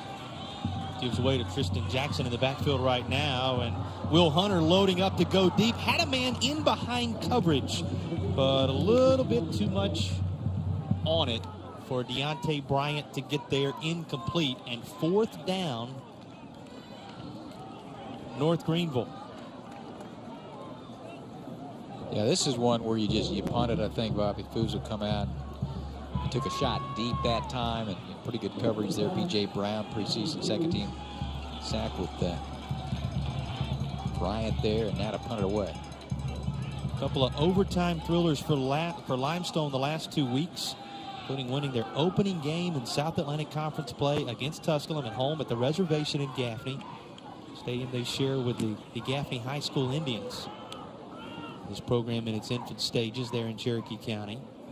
Boy, the strides they've made already to come on the road against a Division II playoff team from a year ago and hold their own. The Saints within 7, and they're getting the football back with 14:03 left in the game. And I say all that, Tom, to say they're used to playing in a tight football contest late in the game. Well, and you look back at that Benedict game, they had to convert on 3rd and 30 in the fourth quarter with a 42-yard touchdown pass. And that was Smith who caught that set it up eventually for Corbin Jr. to hit Fleming for the touchdown, and then score with 33 seconds to go on a 3-yard run, and then won it in overtime on a 40-yard run. Limestone setting up shop from their own 11-yard line, make it to 12. And minimal gain right up the middle, maybe a yard. Our food for thought brought to you by the folks at Ingalls related to Limestone Athletics. Last season, the Saints won their 3rd NCAA Division II championship in men's lacrosse. It's a lacrosse powerhouse there in Gaffney. 3rd Division II championship in the last 4 years. The Saints have won 11 NCAA D2 national championships, team and individual. And the strong athletic programs, much to be proud of, and this football team much to be proud of here in this 2017 campaign. Here's a little toss out, going to be caught. Another look for Vincent Smith. He's got a first down, and he's out near the 30-yard line before he's brought to a halt with 13:15 to play. Yeah, big, good-looking player there. A little down and out and timing pattern. Caught it, turned it up. 6'3", 195, a senior out of Columbia from Westwood High School. And in a lot of teams, a lot of players from South Carolina high school teams on both of these ball clubs. Only 9 out of state on North Greenville, only 28 out of state on the entire team as well on Limestone side. One of the draws for Coach Furry to Limestone, as we talked about in the first half, was the solid high schools that surround this area and certainly provide a tremendous crop of athletes to pull from for both these schools. Sit down route out in the flat. Smith again, handful of yards on first down. There to finally make the stop. Johnny Worthy had a big pick earlier in the ballgame for North Greenville. We've had some really good matchups on both sides with those in the secondary against some outstanding wide receivers in this game. Talking about something inside. They're still coaching them up over there. Mike Furry talked about development. After the Here's our official. unsportsmanlike conduct, defense number 14. 15-yard penalty results in an automatic first down. That's number 14's first unsportsmanlike conduct. Unsportsmanlike conduct, now over 50 yards in penalties for North Greenville, right at 75 yards in penalties for Limestone. Both these teams with a handful of self-inflicted wounds along the way, especially in the personal foul department. Well, if folks weren't with us early on, there was a late holding penalty in the first half and a push back the field goal at 47 yards from Mac Bradley that was wide right that maybe cost an opportunity to put some more points on the board late in the first half for the Crusaders. Short play of this drive for Limestone. 1st and 10 from the 49. In behind the defense, but not able to reel in the catch is Austin Crow. Able to get the separation he wanted at the last moment, but just couldn't quite grab the hand. I tell you, that ball was thrown in a position where he could catch it, had help coming over the top. We've seen that on a number of occasions today. The free safety, Travis Beatty, trying to get there as well. And that's a tough catch, but maybe one he might want to have back. 2nd down and 10. Corbin was rushed for 49 yards tonight, thrown for 148. He's completed 50% of his passes at 12 of 24. Saints keep it on the ground. Stop right on that North Greenville logo. And you know 3rd down and 9. You think about that, 3rd down and 9. Last time it was a 27-13 game. You probably feel like you need to score. In this particular case, if you're facing a 4th down situation, you wonder if Coach Ferry might not, with 11:58 to go, might not punt it. We'll see how it plays out here. You know what makes it hard on a riverboat gambler? To do that. 4 for 4 on 4th down today. That's going to make it a little more difficult. He's got to feel like the odds are in his favor. He could go the other way with that for sure. 3rd down and 10. Limestone been so good in 3rd and 4th down situations today. It's out of the reach of the intended target, Deontay Fleming. Fleming, who they talk about as lightning in a bottle. How quickly he can turn a 5-yard route into a 70-yard play. North Greenville has held him quiet for the most part today. It's been the work of Smith that has really made the difference through the air. Fleming 3 catches, just 16 yards. The longest catch he has made today, 7. Takes nothing away from a young man who Saints feel like is a weapon every time the ball is thrown his direction. They do punt it, Tom. Fair catch at the 15 and in some traffic. The catch is made by Harold Hilton, who's done a good job of the return game for North Greenville tonight. Well, the number one thing you want your return man to do is catch the football. And, hopefully you can get some positive yardage after that. I've known coaches in years past, why are you putting a guy so-and-so back there? Because he'll catch the ball every time. Hilton's done a nice job. I thought that was a situation, given the game situation, that Coach Ferry probably would kick it away, just play some field position here, get your defense back on, settle in a little bit. When that 3rd quarter, you gave up a field goal, a touchdown, and safety, and a touchdown, and a 2-point conversion. You were on your heels, and then you convert twice on 4th down, get a touchdown, get back in it. We're going down the stretch here, really, in the 4th quarter. Could be a great finish, I think, in this one. How much does North Greenville love having an experienced quarterback in Will Hunter, calling out the signals and taking those snaps one by one? Remember, he led this team to a deep playoff run a year ago. He's in his redshirt junior season now, out of Lexington, South Carolina. We asked him, how did you land a guy like Will Hunter? A lot of FCS teams were looking at Will Hunter. Great interest in the recruiting area for him. The offensive line coach Crocker down at Lexington High School played for North Greenville, and with a close relationship with Coach Stepp, Crusaders said we were the first ones to step in there and pull the trigger. Everybody else was talking to him. We just straight offered. What a find this young man has been for North Greenville. Perfect for their system. 3,000 plus last year. There was 23 touchdowns and 8 interceptions. And 3rd round of the D2 playoffs a year ago. All kind of open space. I mean, a tractor trailer could have been driven through the hole created by the North Greenville offensive line. This time, Kristen Jackson over the left side and across the 35-yard line. Move the chains. Crusaders on the march with 10.5 to play. Yeah, good look at that young man. Bigger, a different type runner, obviously, than Tracy Scott. Ashton Hurd. You know what? He got some pretty good speed as well, and he's going to deliver the blow at the end there as well. 1st down at the 38. 7-point game.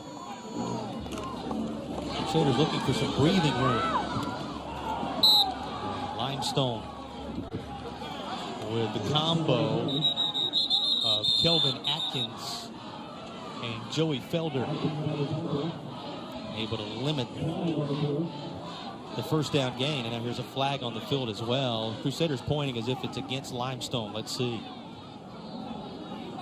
Total yards tonight, 336 for Limestone, 426 for North Greenville. Here's the call. Unsportsmanlike conduct, defense, number 28. Wow. 15-yard penalty, automatic first down. Yep, that's one. That's a tough one. Puts Limestone on the doorstep now of 100 yards in penalties. 8 times the Saints have been penalized. And you talked about the timely nature, or untimely, I guess, in this case, talking about it from the Saints' perspective. 27-20, putting yourself in a position to perhaps put North Greenville behind the sticks after a first down stop. Instead, Crusaders travel onto the Limestone side of the field and will face second down and 10 there after a pass in and out of the hands of Ashton Hurt. A few more of those numbers. 333 total offense for Limestone, 429 total offense for North Greenville. Rushing yards 185 to 252. North Greenville leads in that department, 148 to 177 with the pass. North Greenville slightly with the advantage there as well. As I said, 90 yards in penalties on 8 flags for Limestone, 5 flags for 62 yards for North Greenville. How about the turnover battle, Tom? 2 first-half turnovers forced by Limestone, 1 critical third-period turnover forced by North Greenville. The main stats in this game. And the ball is loose. It's going to be fumbled out of bounds, and North Greenville will maintain possession, but they're about to face a 3rd down and 8 with 9:40 to play. See what they do on this particular occasion on 3rd down. They've been successful so far in this game, and you gave the numbers there. This comes against a defense of Limestone that's 7th in the country in total defense at 252, and it's also a Limestone offense that has had one of its more productive nights tonight as well. Yeah, Saints held Tusculum to 3 of 14 on 3rd down last week. Greenville facing another big 3rd down right here at the 9.5-minute mark. Hunter loads up, stretching out at the goal line and unable to make the catch. The intended target, Deontay Bryant. Well, they had the play they wanted. North Greenville just couldn't quite make the connection. I think 4th down coming. There was a little bit of pressure late. I think that maybe changed the trajectory just a little bit. But, boy, what an effort. We're going to look at it here. Yeah, I'll tell you what, some fearlessness there. You know you're going to get hit. Step into it. Watch it here. And then able to fire it downfield. Had a step. And, boy, what an outstanding effort just out of the reach of the flying. The coaching staff used when talking about Will Hunter was his courageous ability to stand in the pocket and let plays develop. They talked about his courage on display for you right there. Limestone's defense shows some. They stand tall, and with 9:07 left to play, Saints getting the football back, down 7, 89 yards from the end zone. Well, after all that flurry of activity, we've had 3 consecutive punts, and it's settled in here in the 4th quarter of a field position game. At this point, we saw North Greenville punt it, pin them deep. Same thing for Limestone, and now Limestone's going to get another opportunity. 89 yards away, down by 7 at 9:07 in the 4th.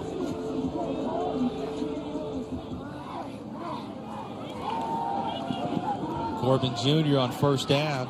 There's Smith. He's across the 20.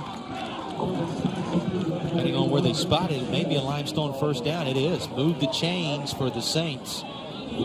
Ivan Corbin Jr. now completing more than, right at, I should say, half of his passes, and he's up over 150 yards through the air. First down at the 22. That's a dangerous pass. I mean, again, it's cross field, so to speak, and if the corner breaks on that, of course, you want to be protected there. You catch it, you might turn and go the distance for a touchdown as well. Positive gain on 1st down. Limestone going to the ground.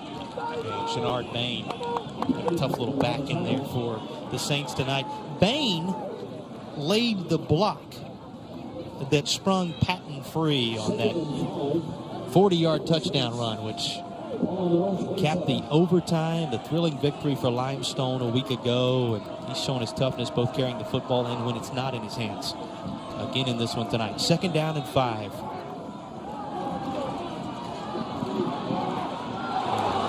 Corbin Jr. swallowed up before getting back to the line of scrimmage. 3rd down is coming. There's a flag down over on the far side, right in front of the Limestone bench. On the line of scrimmage. Thomas, we wait on this call. In talking with both of these coaches about some of the challenges they face, making the jump up into a conference this year for Limestone, just working their way into establishment of a football program. Coach Farrington talking about developing players being a key. Let's listen into the call. We'll get back to that. There's no foul on the play. The quarterback was in the tackle box. 3rd down. Okay, so he was in the tackle box. No foul called. They pick up the flag. Limestone's saying, you know, the biggest challenge you have is in recruiting, in that you're recruiting based on what you can tell people potentially could happen versus what other people have already established themselves to do. Well, nights like tonight allow a Limestone team to go sit in a living room somewhere and say not what can happen, but what has happened in major D2 environments. What we're trying to develop here, and do you want to be a part of that history? 3rd down, 7 to go for Limestone here. Very much in the thick of it with 7.5 to play in Tigerville. And timeout called for by the Saints ahead of this key 3rd down. First time out of the second half by either team. We will take it as well. 7:32 separating us from the finish line. 27-20, the North Greenville lead. At Ingalls, we know the ever-present struggle of what am I going to make for dinner this week? That's why we started the Ingalls Table. It's a website that brings the best chefs and food experts right into your kitchen. You can sort through hundreds of recipes for every occasion, watch how-to videos, and print shopping lists to take to the store. It's all waiting for you at inglestable.com. Until next time, I'll see you online. Ingalls. Low prices, love the savings. It's time for Ingalls to turn on the lights.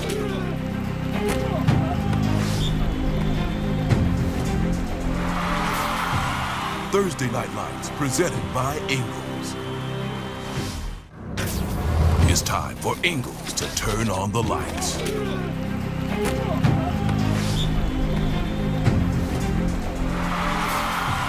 On Friday Night Rivals, presented by Ingalls. Mike Furry's Limestone Saints trailing North Greenville on the road. 27-20 is the score. Just a couple of years ago here on I-40, had an overtime victory on the road at Brevard, the first road victory in Limestone program history. They did that in thrilling fashion. One of 3 overtime games in the young history of the program. The last two weeks. Is this destined for extra time? We'll see. North Greenville's defense has other thoughts right now, and they swallow up Ivan Corbin Jr., 4th down coming, and the Saints getting set to kick it away. Let's check in with the 3rd member of our broadcast team. Here's Ansley Brock. Ansley?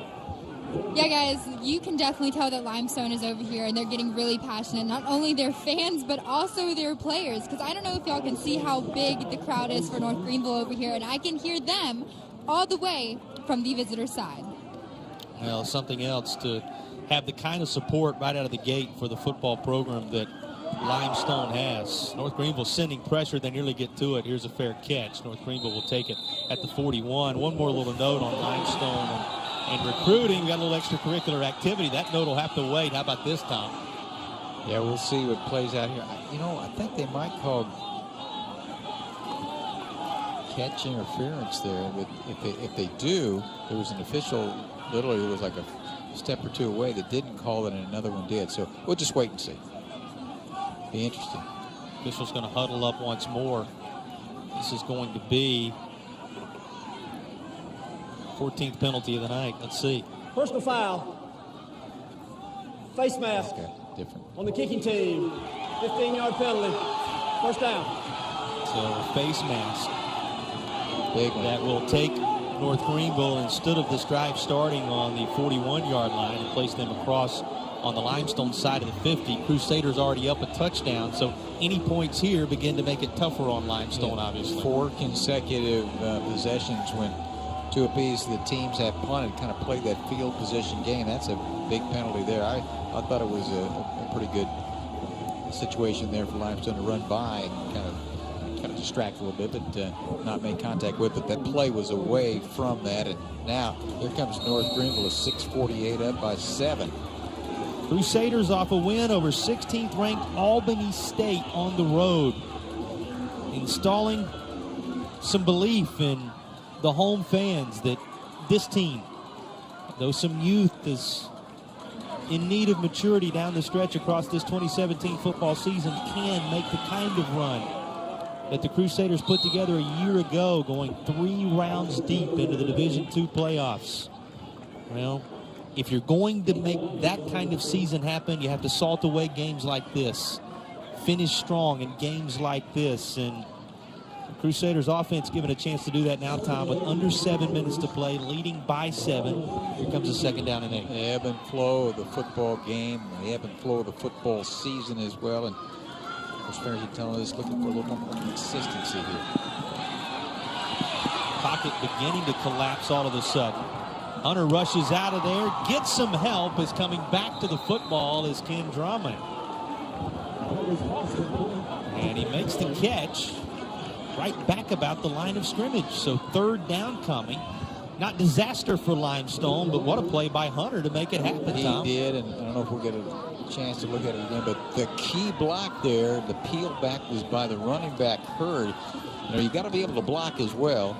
You want to run the football, but be able to play. I mean, if we can see it to its conclusion, watch 22 here. He's going to peel back, provide opportunity. He nailed the big guy to get back instead of a big loss to maybe pick up a yard or 2. Yeah, Lazarus Tinsley. Good work,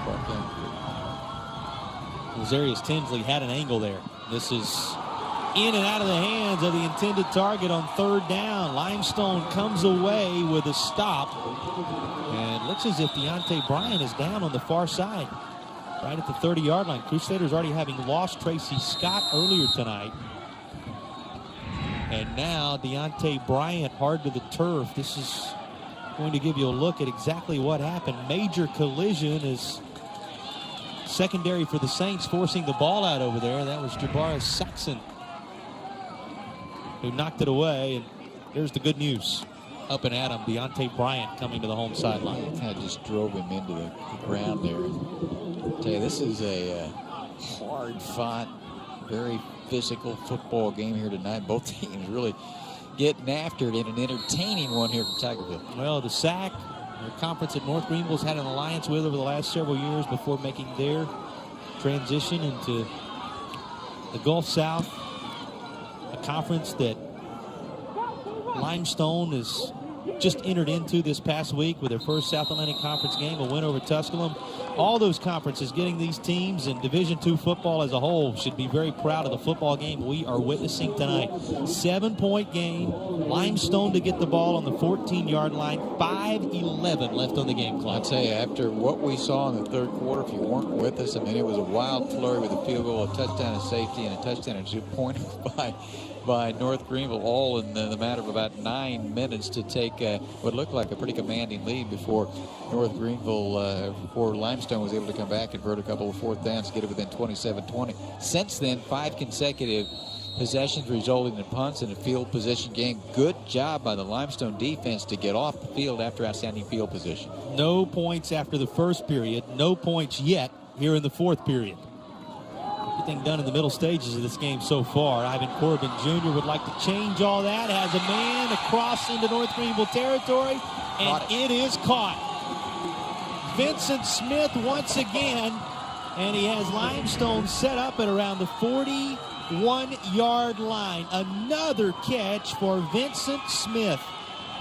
Wow. Well, we told you that the Limestone folks believe he has a potential to not just play outstanding on Saturdays, but perhaps even play on Sundays along the way. You can see why. Had the big juggling catch earlier.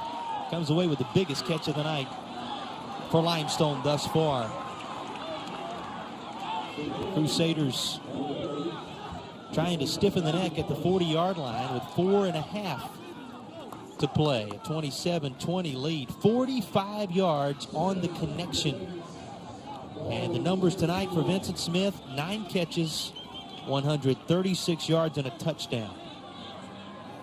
That was his longest catch of the night. On second down. Why not? They go back to Vincent Smith. There is a flag. But this is caught. Smith keeps digging for every yard. He has first down yardage if the play stands.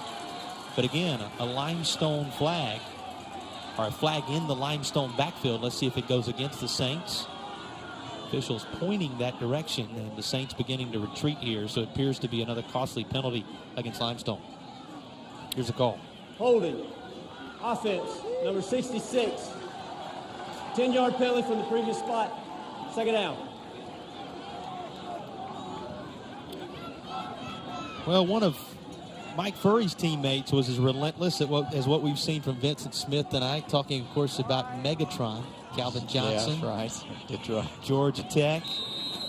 Lives in Georgia, and when Limestone was celebrating their signing day this year, came up and was a part of the process to help push the ball along for one of his old teammates. And he would be proud of what he's seeing from Vincent Smith in this one tonight. And now to the back, and Patton tripped up just as he crosses the 50. And second down and forever becomes third and long from the 48-yard line. 55 strong in the recruiting class for Limestone because of, due in part because of the work that Megatron and company did to help Mike Furry out. South Carolina, North Carolina, Ohio all represented. And Calvin Johnson-esque tonight, the work of Smith. Do the Saints have one more late fourth period and perhaps beyond miracle in them this week on the road at North Greenville? Third down. Corbin Jr. covered up. North Greenville able to sack him. Matthew Thomas, among others, in there. You see Desmond Williams, whose name we've called a couple of different times. There's Thomas and the Crusaders with a huge third down sack. I tell you, Matthew Thomas has had a heck of a night. Same thing for the aforementioned Desmond Williams. And dialed defensively, not going to sit back and rush through. They dialed the pressure and didn't really have any place to go with that when it comes to Hughes playing the ball game as we tick down to 2.5 in the game. Well, we thought 4th and 10 was going to test that perfect fourth down record tonight. 4 for 4 the Saints to this point, but this is 4th and 20. Line to make is a 31 of the Crusaders, and this is going to be overthrown, incomplete.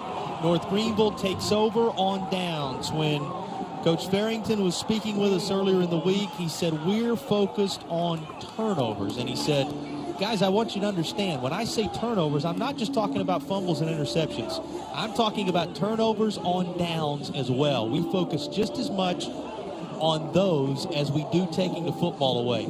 None bigger tonight for North Greenville than the one we just witnessed. Well, and, from Limestone's standpoint, they probably felt pretty confident. You were talking about the comebacks against Benedict and also with Tusculum. They converted on 3rd and 30 in the Benedict game to come down. Now, it's come down to 2:17 to go. You've got complement of timeouts remaining. You're asking your defense to do it yet another time. The defense has been good enough here mid-third quarter and on, late third quarter and on, to provide the opportunity to get back in this one. Defense got Limestone the ball back with under 4 minutes to play in the contest last week. They're being asked to stand up with just 2 minutes and change left to go in this one, and now North Greenville goes to the ground in an attempt to salt it away. They hand it to Kristen Jackson, who has major first down yardage. Just 2 timeouts to work with for Limestone.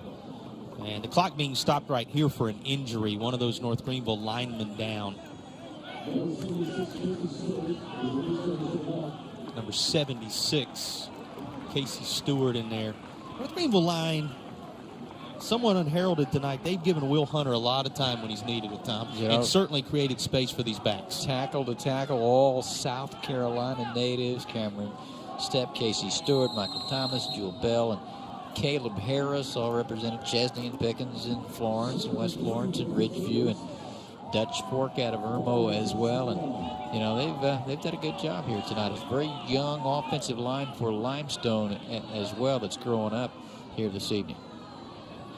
Second down, 3. the game may not give us a chance to say it from here to the end. So we once more say thank you to the North Greenville folks for hosting us. What a privilege it's been to be here on a night like this.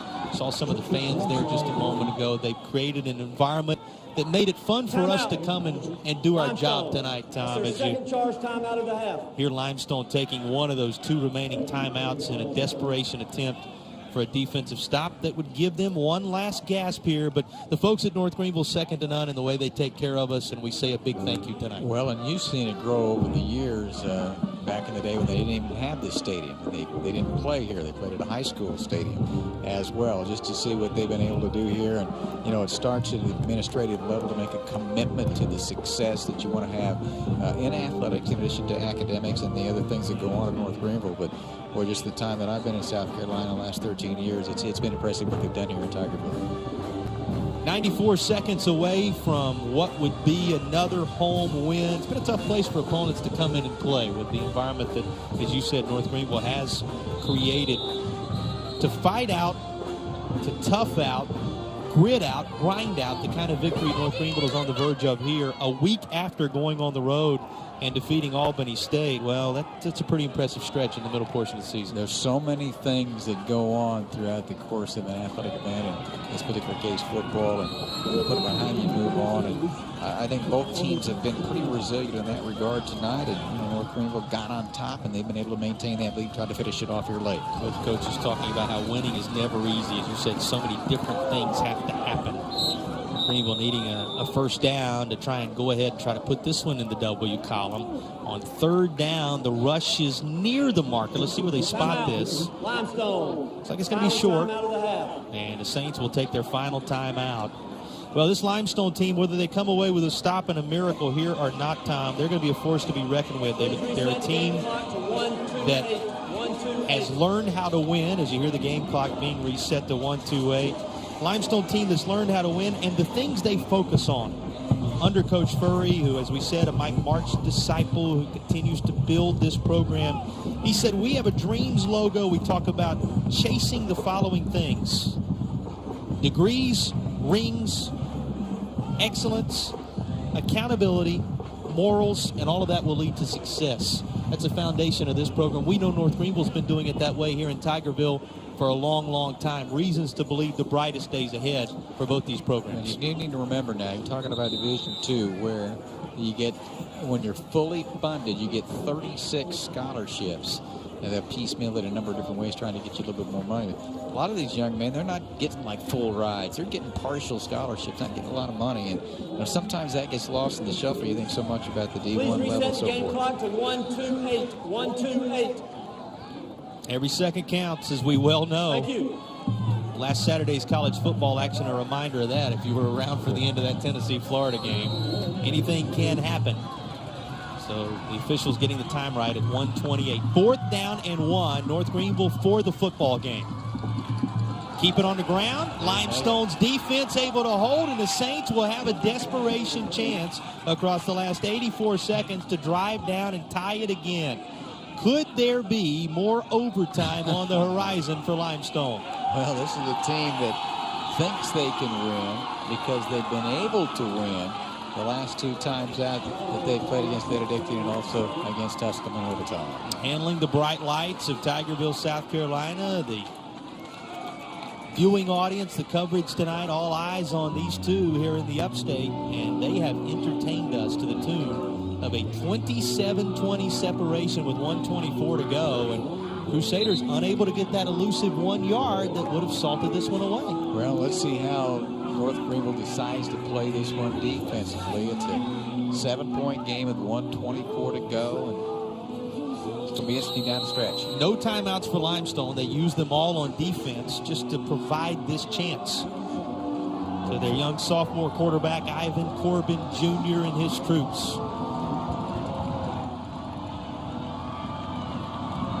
Full bevy of wide receivers here for Limestone with 1:24 to play. Greenville's defense called upon to win it for the Crusaders tonight. This over the middle and overshooting. Deontay Fleming, 2nd down and 10 coming.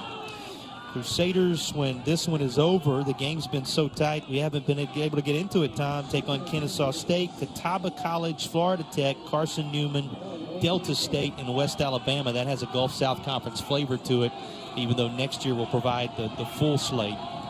For Limestone, whatever happens here, Mars Hill, Carson Newman, Lenore Ryan, Newberry, Catawba, and Wingate as they compete for the South Atlantic Conference Championship. They've served notice again tonight that they will compete for that championship.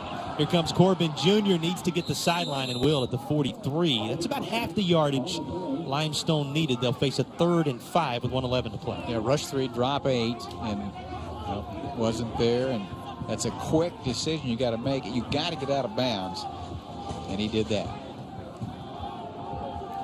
Ivan Corbin Jr., if anybody feels comfortable in these situations, you know he probably does. This is becoming old hat for the Limestone Saints, needing to march down the field in the closing seconds. They scored with 33 seconds on a run by Patton a week ago to tie it up against Tusculum at home. And then a 40-yard run after a defensive stand in overtime sent the fans at the reservation into a frenzy. Nobody having left their seat in this one on either side. And a first down, Limestone on a completion far side. Clock was stopped briefly at just over a minute as they reset the chains. That time deciding to bring some pressure, got it out in a hurry, picked up a first down, stopped the clock, and they step up and clock it here. You know, we've seen it before throughout the course of college football. You might fake it sometime. Clock back rolling, no timeouts for Limestone. 45 yards from pay dirt, and pinning the extra point, what would be a tie ball game. Saints going for it now. Smith, who's had a huge game, is not able to reel it in. And no flag down there either. Second down coming with 45 seconds to play. Yeah, throw it up, give that young man a chance there. And we've seen it much of the night. Got help over the top from the free safety and one-on-one coverage of a corner over there. 7 players remain from the original group that took on the building process at Limestone. Guys like Fleming, the wideout, Titus Williams, DB, linebacker, Patrick. Well, they must be thinking tonight about the strides this program has already made as Limestone tries to drive once more. Incomplete near side, 39 seconds to play, 3rd down and 10. Remember, even if it gets to 4th down and long, this is a Limestone team that has converted all but one of those tonight. And you've got free safety sitting back there about the 20-yard line with a snap. It's going to provide some help somewhere. That's one thing about that game we saw last week at the SEC level. Everybody's on notice around the country that you cannot let anybody behind you in situations like this. It's North Greenville's game plan right now. Not a straight prevent defense, but certainly looking to stay in behind the receivers. This is near the sticks on 3rd down, and the presence of mind by Smith to stick the football out there may have secured the first down for Limestone, and it did. Boy, that's a good spot too, and presence of mind, good throw, and some little bit of coverage there. You give him some. You don't want to get beat up the sideline. Take what they'll give you. Still got 33.9 left. Well, clock stopped, and the officials had signaled first down, but they have not moved the sticks just yet. And there they go. So the chain crew now setting things up from the 35-yard line. And the clock had to be stopped momentarily. Limestone using that to get their play in here. Really of benefit to the Saints. 27-20 Crusaders. Limestone threatening again late in the ball game. Corbin Jr. up top. Couple of defenders back there for North Greenville, and intercepted by Travis Beatty to seal it. The Crusaders will come away with the football and the win against a very pesky Limestone Saints squad tonight. Well, they hung in there, gave themselves an opportunity late in the game. The defense got the ball back, got a couple of first downs. But Beatty, we talked about him all night long, providing that secondary help and had a double coverage and just playing center field there. He's able to come across the field and a little bit overthrown and comes up with the football, and that'll do it. A heck of a football game here tonight. And, for Limestone, they've been in this situation before, so I was going to say, it's kind of the stuff you practice, you may never use, but they've done it a couple times, and they had a chance there, and just a nice defensive play there by Beatty to get the INT. Cam Rice running a little interference back there for Beatty. He helped create the separation that forced the interception as he held off the wide receiver trying to turn it into something late for Limestone. Rice, who was a key factor in the game a year ago, a big interception for North Greenville, and a second half this time around after the Crusaders went to the locker room trailing at 13-7. That allows North Greenville to take a knee out of the victory formation, and these teams will meet at midfield after a hard-fought Division II football game tonight. North Greenville a winner, 27-20. Tom, there will be no cold showers for the Crusaders tonight, but this is the same type stretch. A win on the road against Albany State and a hard-fought home win against Limestone that could change this season for North Greenville for the better. These are the kind of ones, character builders. You got out of here, you trailed, you had some things go wrong against you. You came out in the third quarter and you did an incredibly good job of getting the lead, as we mentioned, with the field goal, the touchdown, the safety, a touchdown, and a 2-point conversion, and held on to win it by 7. We'll be back to wrap this one on the other side of the break. North Greenville a winner. They celebrate at home, 27-20.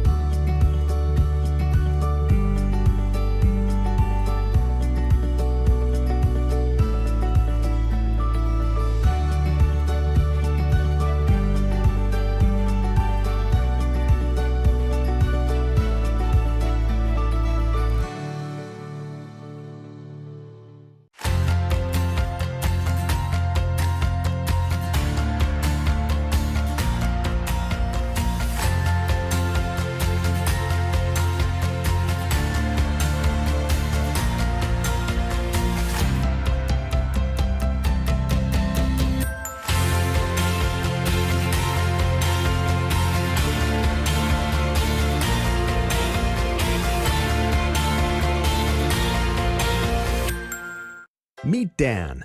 He works hard to support his growing family, with 2 kids at home and another one on the way. But his budget just keeps getting tighter. It's never quite enough.